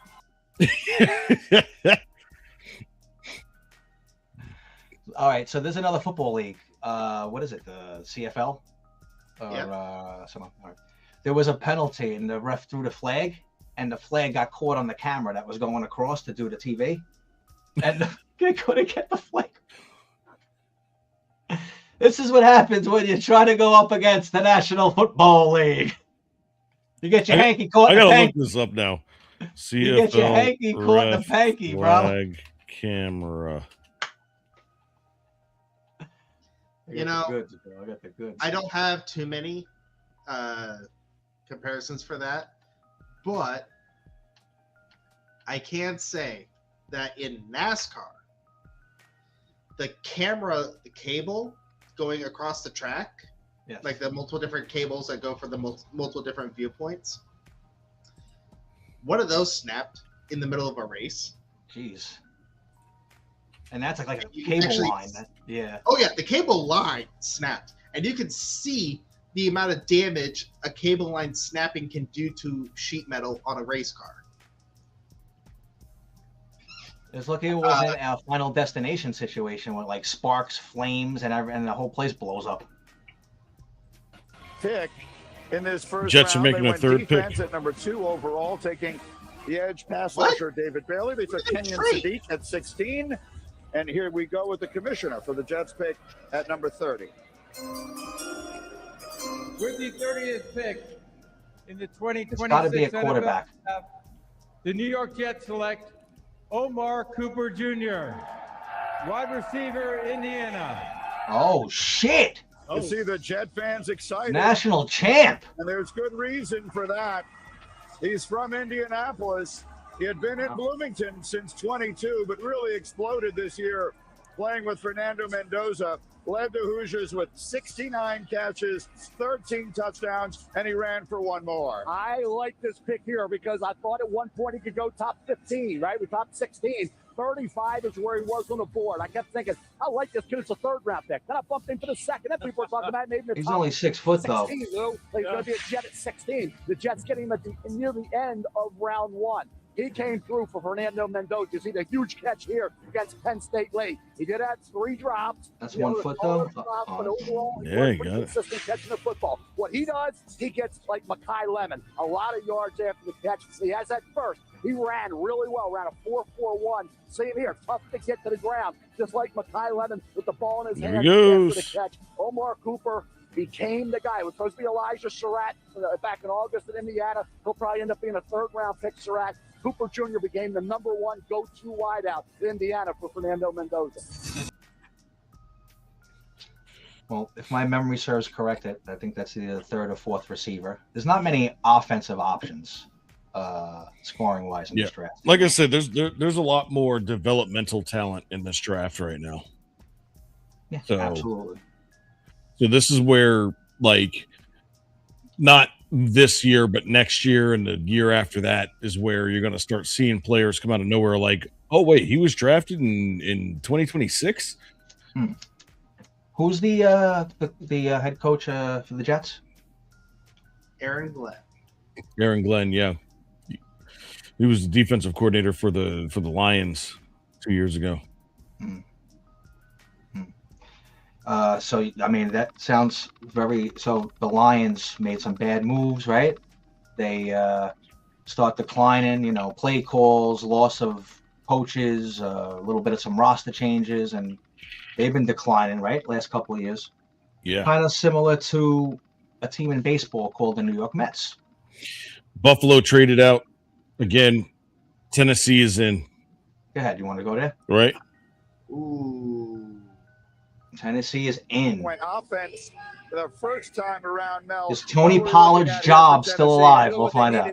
Yeah, edge rusher was a big thing for Tennessee. Play off the edge and get after the quarterback. Interior of the offensive line. Then we talked about linebacker, Lou. Yep. Yeah, defense looks. I mean, look, if you're Robert Saleh, you're sitting there going, "Hey, look, I need to get some dude. I need somebody to help out." As you talked about, Boog, I need somebody to help out Jeffrey Simmons. Yeah. I need a playmaker. Who's the best available on the board here at this point? That's what they got. They got them old school colors. I like that's the Eddie George. The old school Oilers colors. Oh, the Warren Moon. Yep. Robert Saleh needs somebody up front that brings some Warren Moon. What's his name? Campbell. Interesting to see who this pick is. The Hall of Famer. We have one player left in our Eric rear Campbell? end for whatever that is worth. It's Keldrick Falk. So he's one player that remains in the green room tonight with two selections remaining. We have the Titans on the clock here at 31, and then the Super Bowl champions, Seattle Seahawks, will make the last pick of round one in what has been a fast-moving and very tight ends interesting usually first get round. drafted early I'll enough? tell you, day two, because there's two corners. It depends. You got to be like Defensive backs are on the board that were a red Travis hot. Colton Kelsey Hood from type Tennessee, college Jaden tight Stoops end. from Arizona. You get drafted early. The Pitts go in the first round, right? Pitts was like what, top 10? Yeah, the top of the second is Kyle Pitts was fun areas of the good draft call. really Let's focus see, on, because that's where Kyle. guys who really have Who was first-round also ability, a but have Hurricane, some I kind believe, of kick right? in the armor that knocked them No. down to No. that second day. We'll be here for you tomorrow night with every Alabama? single selection of rounds 2 and 3. Bijan Robinson was Texas. But we're not quite done with round 1 yet. Here He was the fourth pick. Roger Goodell to announce Wow, the Titans tight end. pick at number Making noise at 31. number 4. Round 1 Right. here Where did in Kyle Pitts Pittsburgh. come from? What college? Here come the Titans. Pittsburgh, Oh, before the Titans pick, congratulations, you set a record for the first night of the draft. 320,000 people here tonight. wow. He looks like he's drunk, the commissioner. Oh, I'm sure he is. 320,000 people. Wow. With the 31st pick in the 2026 NFL Draft, the Tennessee Titans select Keldrick Falk, defensive end, Auburn. And so every player who came to the draft this season heard his name called on night 1. Keldrick Falk is 6'6", 276 pounds. He played 3 years at Auburn, started the final 32 games of his 6'6". career, and had 10 sacks. I'll tell you what, you talk about an LTP or he looks the part. Why didn't he produce better results? That's kind of the theme of some of these defensive linemen, like Peter Wood, looking at TJ Parker. Well, Kenyon Sadiq right here on the bottom of the screen. He's the tight end. So the Jets drafted a tight And end. you have versatility to go Yep. inside. He's got to be And you're good. playing college football. Why, Lou? Why? I can't wait to wasn't see him more on the productive? field. Did not build at all. That size and that speed You know, of sometimes when you have 4.39, young players 40. now, it Like, takes a little bit of time to develop. We know it's in there. Yeah, and when your At his offense is best, struggling at he a quarterback, reminds me of what's the Eric best Armstead. option? Like at his Tight best, end, right? A guy that long. Mhm. He has Quarterback's inside, best outside friend. versatility. He can play defense. yeah, let me see. What about all-time first round tight end. Off the top of my head, I want to say Tony Gonzalez, but that I don't, because I don't even think he was really a big prospect. Excuse me? Was he a big prospect, TG? Tony Gonzalez. Refresh me. I'm not. Not a big prospect? No. Talk to me. I am sure as apple pie that Colston. Let's see: Colston Loveland, Brock Bowers, Dalton Kincaid, Trey McBride, Kyle Pitts, Cole Kmet, TJ Hawkinson. 2018 was Hayden Hurst. 17 was OJ Howard. 16 was Hunter Henry. All right, so it's getting better. It was bad. Hold on. Yeah, it's getting way better now. Tony Gonzalez. You want to know where he went to college? San Diego State. You're at least in the right state. Talk to me. Cow. He's a cow. Rawr. Now, he also played college basketball. 2006 was Vernon Davis. 2005 was Heath Miller. Tony Gonzalez drafted 13th overall by the Chiefs. Okay? You want to tell me he wasn't a prospect? Now, why didn't they extend him? Why did they let him go to Atlanta? What happened there? Mostly because, let's see, when did Tony Gonzalez get traded? So they traded him. They didn't even let him hit the market. Sounds like cheap to me. Typical Kansas City cheapness. They remind me of the Tampa Bay Rays. I ain't gonna front, but they always are there. I want to see what they do without Mahomes going forward next 5 years. After that. Absolutely. Look.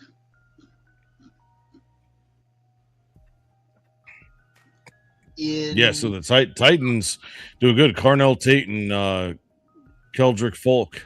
Hold on. Gargi. Yes. Tony Gonzalez was drafted by the Chiefs in 1997 NFL draft. He didn't get traded to the Atlanta Falcons until 2009. Wow. Okay? And they got a second round pick for him. In 2009. People actually give him recognition as a Falcon a little bit more, almost, I'll say 40% compared to his Chief career at 60%. That's because he took him to the Super Bowl. Well, who, Mike Vick? Who did they know? Who they have out in those days? No, it was Julio Jones and what's his name? Matty Ice. The Iceman, huh? Super young out of Boston College, ready to roll. Yes, sir. Now the president of operations at the Atlanta Falcons. Yes. Ooh. He's calling shots too, I heard. He's definitely voice of reason. He's making draft picks. Hey, bro. With Stefanski. Did we see the Falcons in the first round? No, I didn't see their emblem, their name, nothing about it. I didn't see Green Bay. No Packers. To Dallas. Washington traded out. Traded theirs to the Rams. I didn't see Cincinnati. Of course, Cincinnati traded theirs. That's how you little frickers got the I didn't see Jacksonville. Jacksonville. Jacksonville gave theirs to, I believe, Cleveland. What about the Colts? I didn't see them. New York Jets with Sauce Gardner. Yeah, I like it. Who else could we stump them with? Chicago. As we conclude round one of the 2026 NFL Draft, we're proud to continue recognizing our long-standing partnership San Francisco. with Make-A-Wish this World Wish Month. Jacksonville. I'm thrilled to be joined by Dylan, a huge fan of the Super Bowl champion Seattle Seahawks, who bravely battled a brain tumor and is now a two-time cancer survivor. Woo.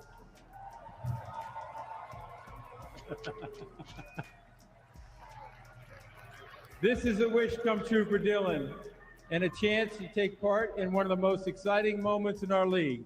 Dylan, when you're ready, stage is yours. What's going on, Pittsburgh? Oh, this guy had way too much coffee. This kid's crazy. I'm so excited to be here to represent the 12s. Oh, and the reigning Super Bowl Don't have an aneurysm. Did you just recover? Yo, chill, bro. All right. Nah, he's and with fine. that, with the 32nd pick Mr. in the 2026 Aneurysm. NFL Draft, the Seattle Seahawks select Jadarian Price, Notre Dame, running back.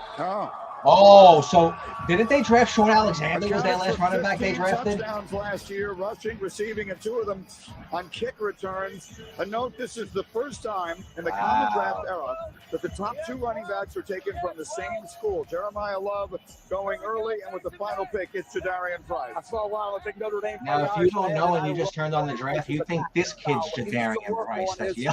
Security and get more reps catching the ball. So as I said, as a pure running back, Jadarian Price is going to be a tough guy to handle. You watch him here. He's got change of direction. He's got burst, and he will run hard, and he will break tackles. And he's got all the way potential, both as a runner and as a kick returner, where he excels. Jeremiah Love was the pass receiving option. He's got to get more experience there. He did have 4 fumbles, 3 costly fumbles inside the red zone area, inside the 10. So those fumbles, that ball security's got to improve for Jadarian Price. He's got to get a little bit better at blocking in terms of pass pro. But running the football, he does it like just about anybody in college, better than anybody in college football this year, except for Jeremiah Love, his teammate. Well, they had to pick him up because they just lost their running back. Yeah. What do you think about those lime jerseys? That's a great pickup. So the Oh, yeah, he's going to look good in Fighting those. Irish had All right. Well, that's it for the NFL draft for tonight. Any surprise before we go? Any surprises that you saw? Well, yeah. I mean, Surprise good and surprise bad. I think we can all agree. The surprise bad is universally Arizona. Mm-hmm. Yep. Absolutely, without a doubt, hands down. Do you agree, AK? You agree? Oh, I I'm mean, down. Yeah. Taking that running back, you just take. Yeah, it's not because they're the worst pick, but it was the unneeded pick. Yeah. What need was that from? I just don't know what's going on. Yeah, I mean they've got. I'm not saying they don't have a quarterback because they have Jacoby Brissett, but they really needed some defensive help because the thing is, Jacoby Brissett was doing all. I mean, he was at his limit of what he was able to do to keep that team alive. But the defense, I mean, that loss against Tennessee, that was the end of the season. That was the end of their season. The straw that broke the camel's back. Yeah, that completely destroyed their season. Yeah, they maxed him out. They squeezed the juice out of him, bro. Yeah, they did. He had 4,000 yards this season. Reminded me of Jameis Winston, just chucking him up, baby. Yeah, but don't you make fun of my Jameis, Don't bro. you make fun of my Don't you Winston, make now. fun of our Jameis, dude. I'm so glad he's on the Giants. I love it. But yeah, go ahead. What do you guys take out of this draft? Positive, negative, real quick. So Giants did well. But I know that who was a team that needed offensive line help the most? Yeah. And there were like 4 teams, right, that needed it. We got 10 and 11 back-to-back Samoans. Yeah, we saw that Samoans coming. Over. Yep, the Samoans made some noise in the draft. They did. I love the fact that we got the other edge rusher to go on the other side of Carter. I'm telling you, our defense, we're going to get some more defensive help and possibly a flex wide receiver. We get that, we are set.